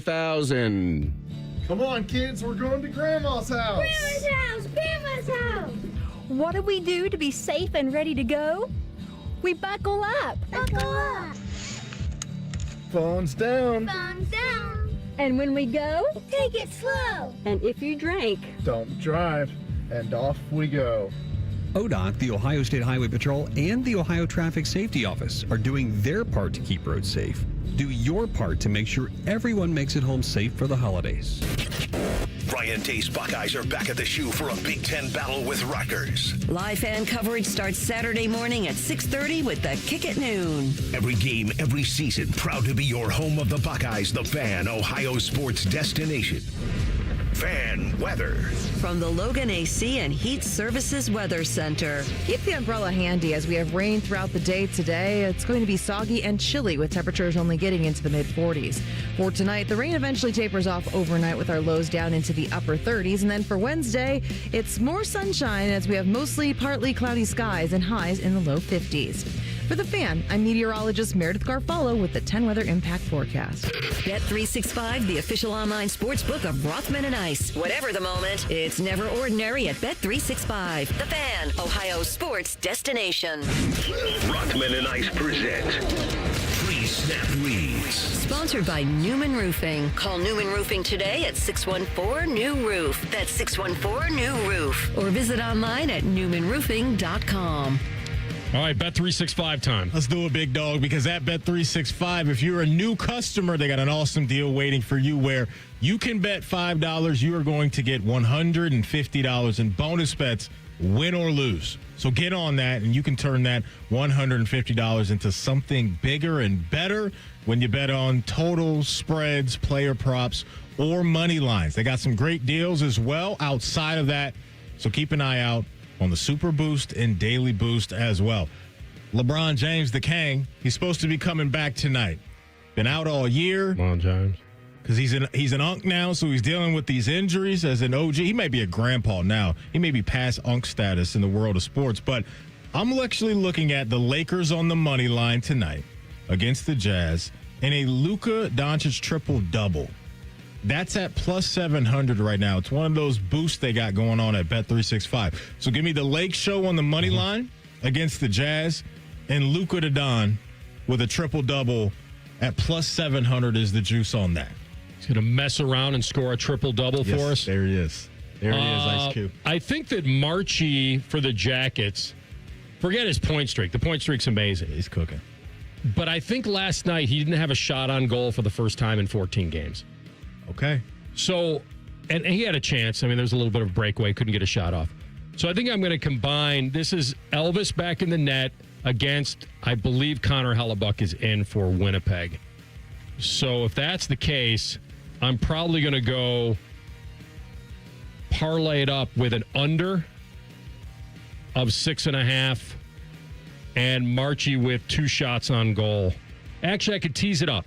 Let's do an under 7.5 goals. Marchie 2 shots on goal. I get a 30% profit boost of plus 105 and then add 30% to that. So Marchie 2 shots on goal, under 7.5 for the game. Here's another one I have for you. Yeah. By the way, I don't know if Hellebuck's in. That may not be a good call. I don't see him confirmed yet. Hold up, playa. How about the Baltimore Ravens to make... Is that to win the division or make the... To win the North. The Baltimore Ravens to win the North. Kings of the North? And Ohio State to repeat. I get plus 2.5 to 1. Okay. Now I could really dumb this down, but why would I dumb it down on Ohio State? Because if I bet Ohio State just to make the championship but lose, that wouldn't be good. Might as well go all in and get the value on that. For sure. And I really think that his with Aaron and the wrist and the fact the Ravens are coming. I look at Pittsburgh's schedule. I don't love it. I mean, they got the Bills. They have to play you guys twice still. They have to go to Detroit. They'll go to Cleveland to face that defense. And the Ravens' schedule is this. It's Jets, Bengals, Pittsburgh at home, New England at home. They do have to go to Green Bay. Okay. But I'm telling you, the fact that if they even split with Pittsburgh and then rip off the rest. So I'm betting you guys to win the North and Ohio State to win it to repeat. That's 2.6 to 1. So you're saying print the shirts for us? Is that what you just did? For the North? Yeah. Sure. Print them up. I don't know how I feel about that. Print them up. I don't know how I feel about that. Download the app and see why it's never ordinary at Bet365. If you have a gambling problem, folks, call 1-800-GAMBLER. 21 plus only, must be physically located in Ohio. Terms and conditions apply, in-app only. And may the odds be ever in your favor. You know what's sad about that, AR, is I was tempted to print the shirts for your Vikings last year when they were rolling. And I didn't say it. And you weren't having any of that. You wouldn't even allow me to think about printing the shirts for the Vikings, and here you are. Print them to do what? Winning the North and whatever craziness I was trying to throw out there, and now you're flipping the script on your boy. It's interesting.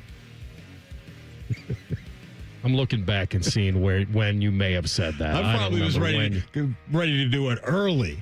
Probably not too early, but because you guys were crushing though. But we didn't win the division. You didn't have any confidence, and I was saying we didn't win the division. I understand that, but what I'm saying is you didn't even when you guys were on an unbelievable win streak. Who was right? But my thing is, you didn't even want me to do it for your team, but you can do it to my team. The Lions were in my division. They were going to score. That's not what I'm saying. I'm saying, why are you allowed to do it and I'm not? I don't know if it's allowed. This is how I feel. That's how I felt last year. And by the way, I wasn't going to say it until you pressed me on it. I wasn't saying that. I just was betting on it. I wasn't saying it. But actions over words. Your actions told me you were printing the shirts. How about this? Yeah. If the Ravens win the North, then I will be validated. And last year, when you said to print the shirts, guess what it got us? A wild card and a loss. Hey, man. At least you got there. We didn't win the division. We may not even get there. So if I have the Ravens winning the North, that means one thing is evident. That Kansas City probably will not make the playoffs. Will they? I mean, obviously they're not dead yet. They are, Let's see right what they now, are. they are the 9th seed in the AFC at the moment at 5-5. The Houston Texans are 8 at 5-5 as well. Vegas still loves them to make the playoffs. Kansas City. Yeah. Minus 200. I get that. You guys are minus 340. Okay, so they think we'll definitely be at the party. You've got 3 teams now on the AFC side of things. Your 8, 9, and 10 seeds are all the Texans, the Chiefs, and the Ravens all at 5-5. News out of H-Town today, C.J. Stroud was back out there on the practice field, so good news for them. But it is wild right now to look up and down these standings on the AFC side of things and currently see your top 3 seeds being the Denver Broncos, the New England Patriots, and the Colts, and then sandwiched in between or below a couple other teams, and the Steelers and the Bills are the Chargers and the Jags. Been a funky year on the AFC side of things. Nobody saw this coming. Not the Broncos and the Pats at 1 and 2. All right, TLC, I changed my mind. What you got? We could get even money on these 3 teams making the playoffs. Okay. Let me hear it. Pulling up the standings. Make sure I got all the tiebreakers in the sorted. AFC. AFC. Bills, Okay. Ravens, Chiefs. They all make it even money right now. Well, we're guaranteed one of them. I shouldn't say guaranteed, but the Bills are making it. Bills? Yeah. 7-3 right now. They're in that 5 seed. I'd have to look at their schedule, but they've thrown away some Sundays that I haven't been pleased with. But so let's say this: all 2 of them are not going to win their division, most likely. The Pats are winning the AFC East. Okay, so the Pats win the AFC East and the Broncos win the West. do you really think the Jaguars can close out that final wild card spot? No. Again, I'm the one who's saying the Chiefs are 2 games behind them because it's a 1-game gap, and the Jags have the tiebreaker because they beat them head-to-head on a Monday night because Devin Lloyd had the game of his life. Here's Kansas City's schedule. But the Jaguars ain't closing this out. I don't know, TLC. I doubt it. TLC, it's Arizona, Tennessee, the Jets, Tennessee again. Like they might That's the Jags' schedule? Yeah. Never mind. They may be able to hold on to this thing. That may be the one thing. God, instead of trusting them, you just trust their schedule. I mean, they do face the Colts in Denver and have to go to Denver. No, actually, the Colts twice. But the Jets, Cardinals, Tennessee sandwich is where they can clean up and hang on. And I think they probably split with the Colts anyway. I know that the Colts are better than them, but this is also the NFL, so you play a team twice. I just assume you probably split. But now I got to check the Chiefs' schedule. All right, I got it for you. I got to be honest. Home against Indy. What are we doing there? Oh, for the Chiefs? Yeah, home against Indy. A win. I think that is a big inflection point for the Colts. I will take them very seriously if they win on the road. Kansas City's coming off 2 straight losses on the road, and there was a bye week in between, and now they're home against Indy. This is life or death. This Chiefs schedule doesn't impress me that much Life either. or death, though, this weekend against Indy. Okay, but I don't think it's life or death. No, lose 3 in a row and go to 5 and 6. I don't think it's life or death. I think they could win 4 in a row So after that. So you're saying we come in here Monday, they lose the Colts. You're burying them. Felt like that. You guys may have steered me off it with the schedule. Give me the schedule. Okay, well, if they lose to the Colts, like you said, 5 and 6. But here would be the 4 after that. At Cowboys, home versus Texans, Chargers, Titans. All right, so that could be 4 in a row. Yeah. It wouldn't be. Think about the narrative around them. 3 straight losses in the Mahomes era. Think about that. What the narrative will be on Monday. They're quickly turning into the team you don't want to see. Remember how we were talking about the Bengals? Don't let them get in. That's what the Chiefs are turning into. That was the Buckeyes last year. Yeah. To follow up, I think it would need to be a little bit more than just even money, but it's enticing. Bills, Ravens, Chiefs make the playoffs as even money right now. Because the Ravens are winning the division. Yes, I believe they are. We're coming back in 2 minutes with our guy, Austin Ward, and we'll get an inside update on the resting of the weapons and where is the dynamic duo going into the week before the week. Rothman and Ice on the Fan. Getting cold feet? Call Care Heating and Cooling and we'll fix your furnace fast. Call 1-800-COOLING. With rates lower than the national average, plus special rates on balance transfers, a BMI Federal Credit Union Visa Platinum or Visa with Rewards credit card would be the perfect card for your wallet. Visit bmifcu.org/visa for more details and to apply today. Great Lakes Hyundai. The savings are so good. It's Black Friday all month long with low lease payments on every model starting at $99 a month for a 2026 Elantra. Plus get owner assurance and America's best warranty. A 10-year, 100,000-mile powertrain coverage. At Great Lakes Hyundai, these savings are so good. Columbus or Dublin or glakeshyundai.com. With approved credit, $39.95 down plus access fees, first one payment, and K miles per year ends 12/1. Here for the Lowe's early Black Friday deals? You're right on time for some of our biggest savings. We're talking up to 50% off select major appliances. Plus, up to an extra 25% off when you bundle select major appliances. Holiday lights going up soon? Select ladders are up to 50% off right now. Get Black Friday prices without the Black Friday crowds. Lowe's, we help, you save. Valid through 11/19. Selection varies by location. Select locations only. While supplies last. See Lowe's.com for more details. Oh, no. Ah, that's the sound of someone who's misplaced My debit card. their debit card. Where did I leave that thing? Not at the gas pump, or the checkout counter, or the roof of your car. Now, if he has the Chase mobile app, he can use Card Lock. Wait, I could just lock my card. Yep, just a few tippy taps on his phone, and that sound? That's peace of mind from Chase. Chase mobile app is available for select mobile devices. Message and data rates may apply. JP Morgan Chase Bank N.A. member FDIC. Rossman and Ice is sponsored by your local Pella Window and Door showroom on Gemini Parkway. The Fan, Ohio sports destination.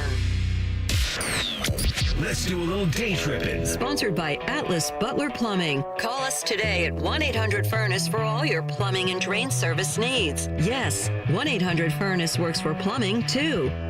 He's our guy, Austin Ward, Ohio State football reporter, Letterman Row and the Fan. My man, that was a very interesting press conference today. And because it felt like that the media was being respectful of players' privacy, but they also wanted to know, like, what's the protocol and where are we on the weapons and the dynamic duo? And so I'll ask you what you believe, because Ryan Day said at halftime of the Purdue game that holding out Carnell Tate was precautionary, which by definition means you're just being overly safe. And now we're approaching another week where he may or may not play. And Maddie and I are in the camp of, listen, if they're not 100%, then you just walk that line of rest versus rust and how sharp you want to keep clicking and the rhythm and all that. So you tell us, I'll give you the floor. What do you believe? Are these serious injuries? Are they in the precautionary category? And then eventually, would he, if they're less than 100%, feel like I got to have been 100% before Michigan? Yeah, there's a lot in there, Anthony. And I'm going to sound a little bit like Ryan Day here as well, in that they have not been back on the practice field yet today. So, to say, here's what I know, or here's what I believe, here's what I'm told. Ohio State does not think that these are serious issues, not long-term issues. I would think if the order of the schedule was flipped and the game was this week and Rutgers was next week, we would see both Jeremiah Smith and Carnell Tate playing on Saturday. But they are not playing Michigan this week. They're playing Rutgers. And that may well lead to a situation with the rest versus rust that you're talking about, Anthony, that if it is anywhere less than 100%, that you don't have to take the risk with every single snap. You may not take a risk with any snaps. I don't know. But Jeremiah Smith's situation is obviously different than Carnell's. Watched him throughout pregame warmups on Saturday, and I thought when they put the questionable tag on him that meant there would be no way that he would play. These things tend to work out one way more than another. But he said that he was absolutely good to go. I think the compromise was Ohio State's going to give him this amount of snaps and then put him over there on the exercise bike and shut him down for the rest of the evening. His thing, I don't believe there's been any re-aggravation to that, or that playing on Saturday against UCLA made that any worse. So his situation I don't view as any differently today as it was on Saturday, and he'll probably be in better shape to do as much as Ohio State feels that he needs to do against Rutgers. Now, Carnell's deal, it has certainly played out differently in a way that you wouldn't normally expect, where you would rule somebody out one week and then the next week you would ramp back up with the precautionary. So I understand that it looks unusual based on the way that these things normally play out, but I think I'm not aware of any re-aggravation to that lower body, muscle injury. And I think that Ohio State has justifiably taken a conservative approach with getting these guys back. So, there is a practice today, a practice tomorrow, a practice Thursday, all kinds of opportunities to rest and rehab and all those sorts of things. So, all I can say right now, it's not a prediction on if they're going to play or how much they're going to play on Saturday. I feel pretty comfortable saying right now that if they are needed for a game like the game, and it happened by this week, that they would probably both be out there. I want to ask you this, and I don't want to put you in a corner, but I just feel like I have to ask. You mentioned Carnell with a lower extremity injury. Can you dig deeper on exactly what that is? Yeah, I think it's a muscle strain. That's the way it's been described. Nobody has used those words to me, and I'm not a doctor. So those are piecing together the context clues. I over the last 5 days, Maddie, I've probably talked to 6 people involved inside the program or briefed on the nature of the injury, the severity of the injury. The consistent response is that not long-term, dropping in the breadcrumbs to lead me to that result. So, I want to be careful about that because I'm not reporting that that's exactly what it is. That's sort of, we're in that ballpark, I guess it's the best way to put it. And those things, if it is a muscle situation like that, and we've seen this before, the reason I've said, dating back to last week, with you guys, that I don't view this as a Jackson Smith-Njigba situation is because of the severity, the way that was described, and the way that Jackson was being treated. And I mean, like, actual medical treatment was very, very different than what has gone on with Carnell Tate over the last couple of weeks. So I don't view them as similar, and I don't think the outcome will be similar either. What do you think Ryan Day has to hear from the trainer or from the medical staff to say, yeah, they should play against Rutgers, even a half? Like, what does he have to hear? A full thumbs up. Like, there's no risk of making it worse, that specific injury. Now, I think that there's the other part of this that makes it so complicated, or makes it more complicated, I guess, Anthony, is that they're playing Rutgers. And, like, we may be having a conversation about, do they need to play at all, even if they were 100% healthy? Mm-hmm. And I think that just the Ryan Day's approach, which this is not new, this has been going on. He's in his 7th year as the head coach. The way that he talks about injuries or doesn't talk about them, the standard protocol, all these things, he's not doing this differently just because it's Carnell and Jeremiah and there's a ton of attention on it. This has been the case for everybody as long as he's been the head coach. So, I thought on Saturday, and I got a little bit of insight about Jeremiah on Friday night, and I thought, well, there's no way he's going to play then, because why would you risk it? They were telling him that there was not risk with that particular injury. And, it's a pain tolerance situation for Jeremiah Smith and a risk tolerance situation for Ryan Day, which is why this isn't even as straightforward as the medical staff coming and giving him a 100% thumbs up or thumbs down. I mean, there's so many factors that are involved here, and we've also been talking about this throughout the duration of the season with the number of snaps and reps and all of that Ohio State is trying to save on these guys to play up to 16 games. So, there's a lot of moving factors in there, and the severity is not the same for Jeremiah versus Carnell. And I think unfortunately, we're going to be talking about it probably all the way up until, 10 a.m. on Saturday. I know Coach Day and Coach Hartline aren't caught up in all the Heisman stuff right now, but I can't help but think if Carnell and Jeremiah don't play, this could be a little bit of that boost that Julian can get, right? When the narratives matter, as you know, the moments matter, the narratives matter, and so he's right there with Mendoza. But if he goes out there, and he should ball out at a high level against Rutgers without those guys, that'll help him. Yeah, and I felt that way, Matty, 2 weeks ago at Purdue when Jeremiah played and was dominant and Carnell wasn't out there. Like that boosted Jeremiah's Heisman stock because there had been some people around the country, whether they're voters or not, or just, people like us giving some opinions, is like, oh, well, the reason Jeremiah is so good is because Carnell Tate is also awesome. And yeah, that's a little bit, there's an element of truth to that as well, because having both of them available makes everybody more dynamic in the Ohio State offense, and it certainly helps Julian Sayin. But then last week it became, which the way it played out with Jeremiah being limited and Carnell out entirely for another game, was like I don't remember even who said it. It was like, oh, well, there'd be 25 quarterbacks in the country that would be undefeated for Ohio State. I'm like, are you sure about that? And even if you believe that, that's a little bit dismissive of what Julian Sayin is accomplishing and what this offense could still do if they need to feature Brandon Inniss more often, or bring along Max Clare in an even more prominent role, or Mylan Graham, or Bryson Rogers, who we saw score on a really nice play in a scramble drill in the red zone on Saturday against UCLA. Ohio State's ceiling in the Heisman Trophy campaign would be more interesting and at its best with all of these guys involved. But to your point, Maddie, if they need to take another week to make sure that everyone is 5 or 10% closer to 100% to get ready for the game and going to the big house, and Julian Sayin gets to show that he can still complete 75% of his passes for 300 yards and get other guys into the end zone, that is going to help his case. And that's why I think this has been trending this way, where Ohio State's true Heisman candidate, I think Jeremiah is the best college football player in America. The true Heisman candidate for Ohio State is Julian Sayin. Yeah. Good stuff, man. Somehow this week got interesting, so that's, I guess, good for us.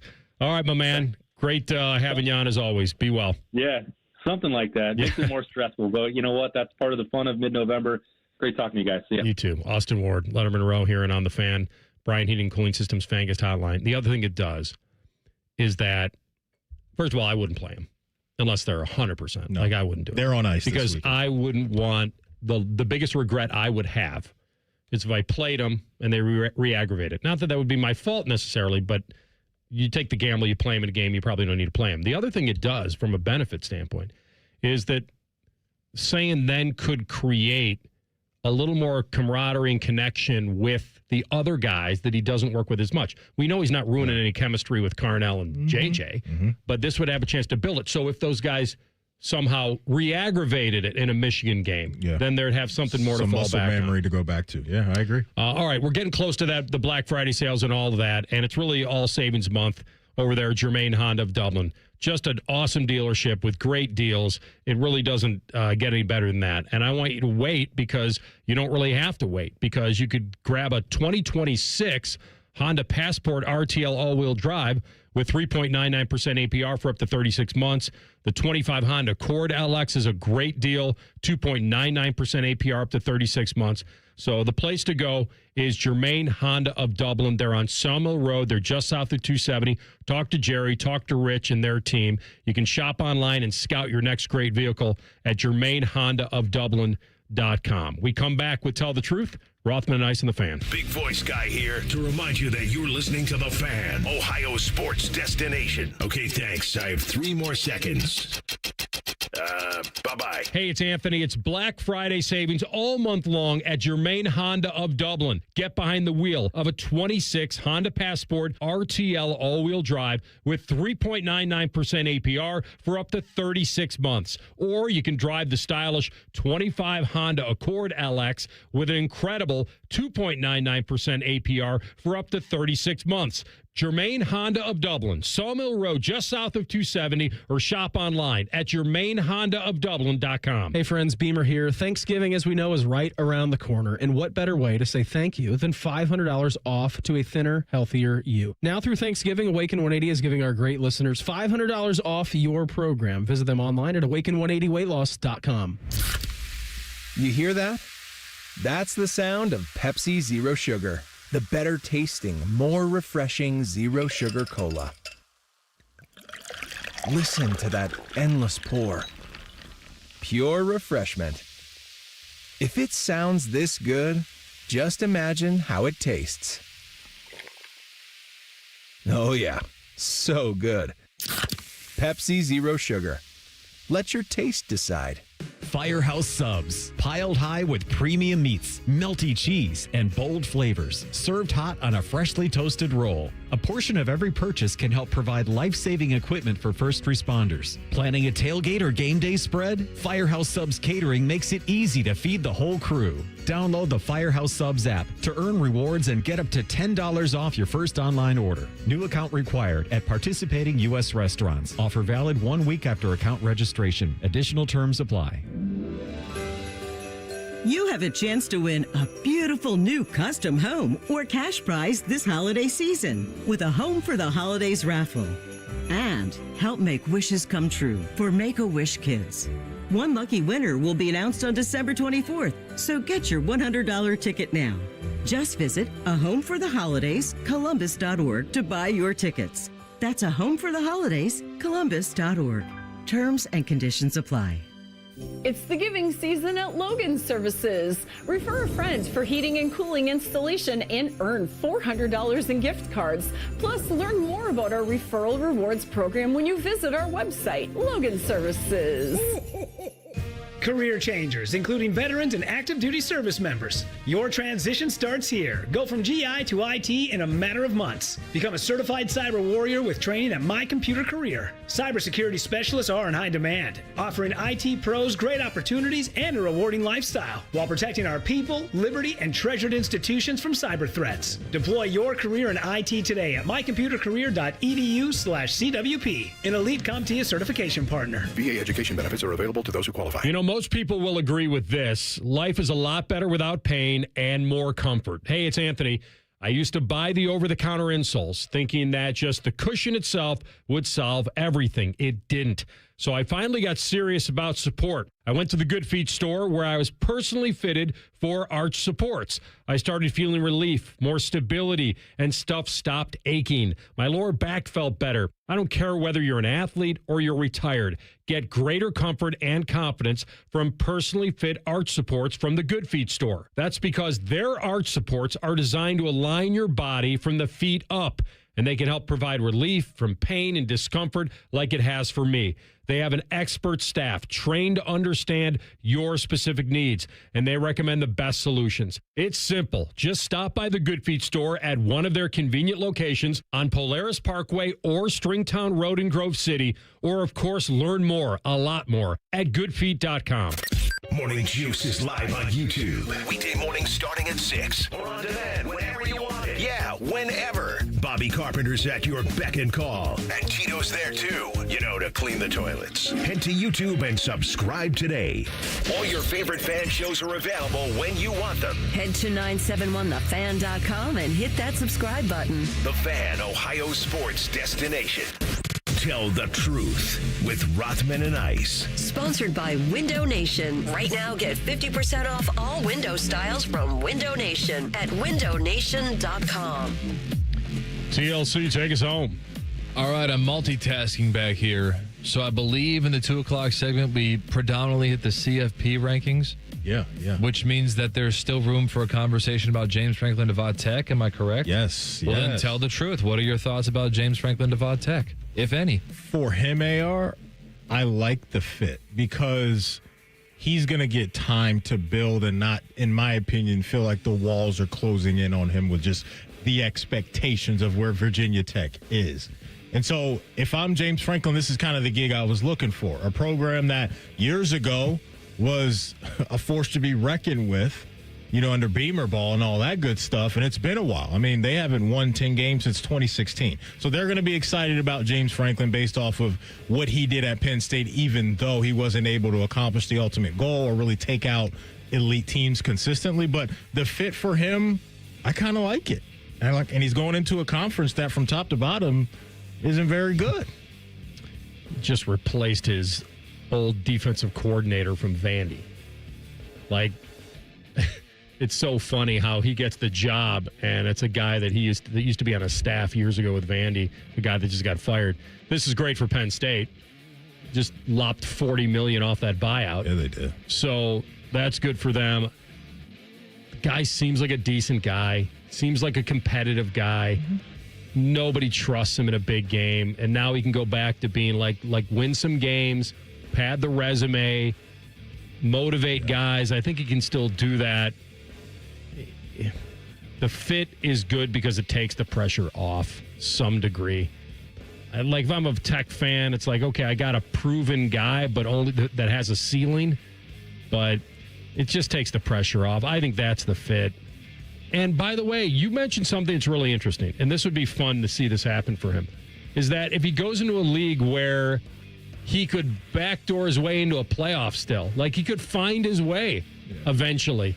And then because all those powers that we thought, like Florida State and Clemson, they're not there anymore. No, they're not. So he's getting in at a pretty good time. And maybe the most important thing is that Vatek has proven they're willing to compete in the financial arena. They are. Got to have it. Yeah. They got a budget for it, and he's got ties to the state, Hampton Roads, all that stuff. Like, ironically, it's a pretty good fit. I like it for them. It's just one of those you're getting them off somewhat of a disappointment, but I think they may have found something here. One thing I've been thinking about, because obviously, you think about Penn State, when you think about James Franklin, how safe is Jim Knowles going to be? Oh, no. You mean with a new coach? Yeah. He may be looking for another job. I would think so. Just crazy, right? You leave Ohio State, you go over to Penn State, things look really good for you financially. The team you had, in the offseason was a team people thought was ready to win it all, and now here you are. An atrocious year from them. A new head coach is probably going to come in and say, Jim, I respect you, but, I want to bring my own guy in here. Or they might think he's a football genius. Maybe so. Keep him. Yeah, but definitely an interesting stuff coming Jim Knowles' way, when the new head coach comes in there. We don't mess around. Hey. That's right.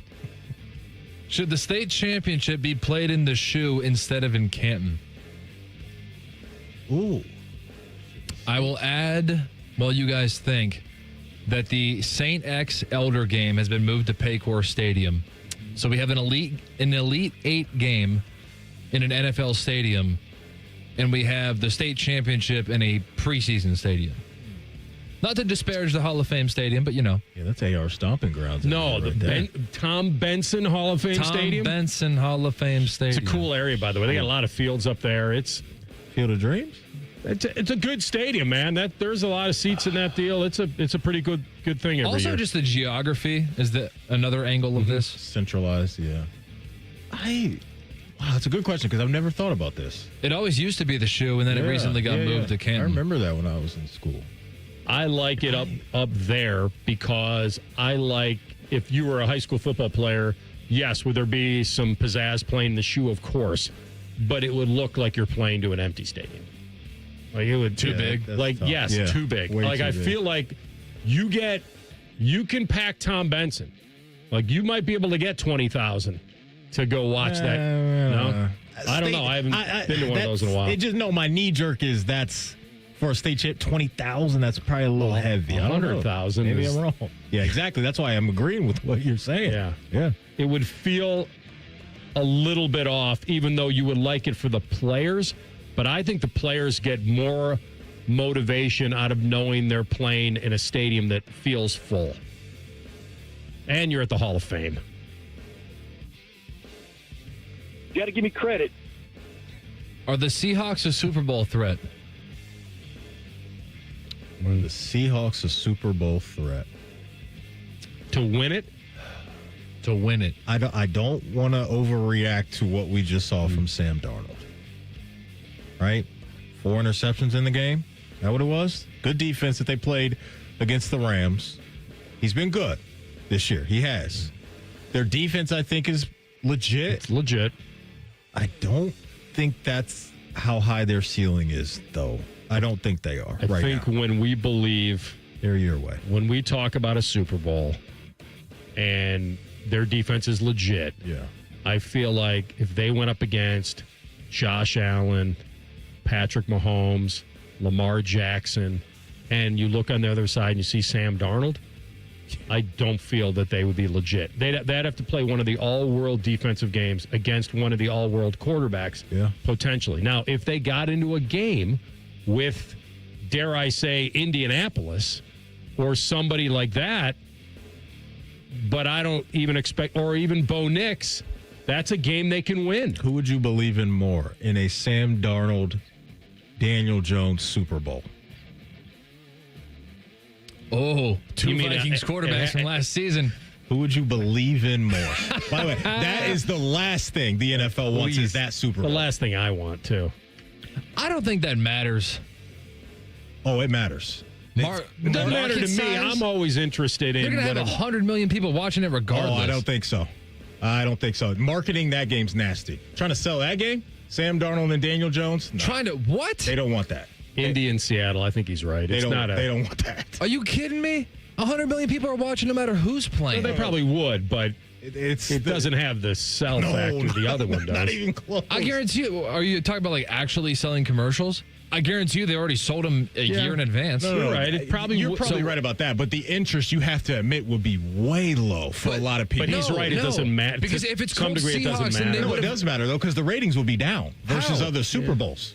I'm telling. Okay, from 100 million to 95 million. No, it'd be way bigger than that. Way bigger than that. They're all the Super Bowls are 100 million people we watching. We haven't had Sam Darnold and Daniel Jones leading a Super Bowl. You know why? That's not happening. Okay, but if Sam Darnold and Daniel Jones run the table in the AFC and the NFC, we're going to think a lot differently about them then. Won't. Yes, if they run the table. First of all, TLC, they're not doing that. They're not running the table. To his point, if they did, they'd be thought of as really good, knocking off one of those big boys. Nobody's excited about Sam Darnold and Daniel Jones. And you guys can't convince me otherwise. Now, in February, if they run the table. When we're in Cali, you're going to be at Radio Row looking at the banners and thinking, this ain't it. That is so false. We got to go. Common Man and Timmy coming up next. Bet365 sponsors the Rothman and Ice podcast. All right, we'll talk to you on a Hockey and Hounds Wednesday. Rothman and Ice and the Fan. Monday starts up a pretty big week. Gobble, gobble, and all that crap. Let's focus on what really matters. Rivalry Week. Sponsored by your Central Ohio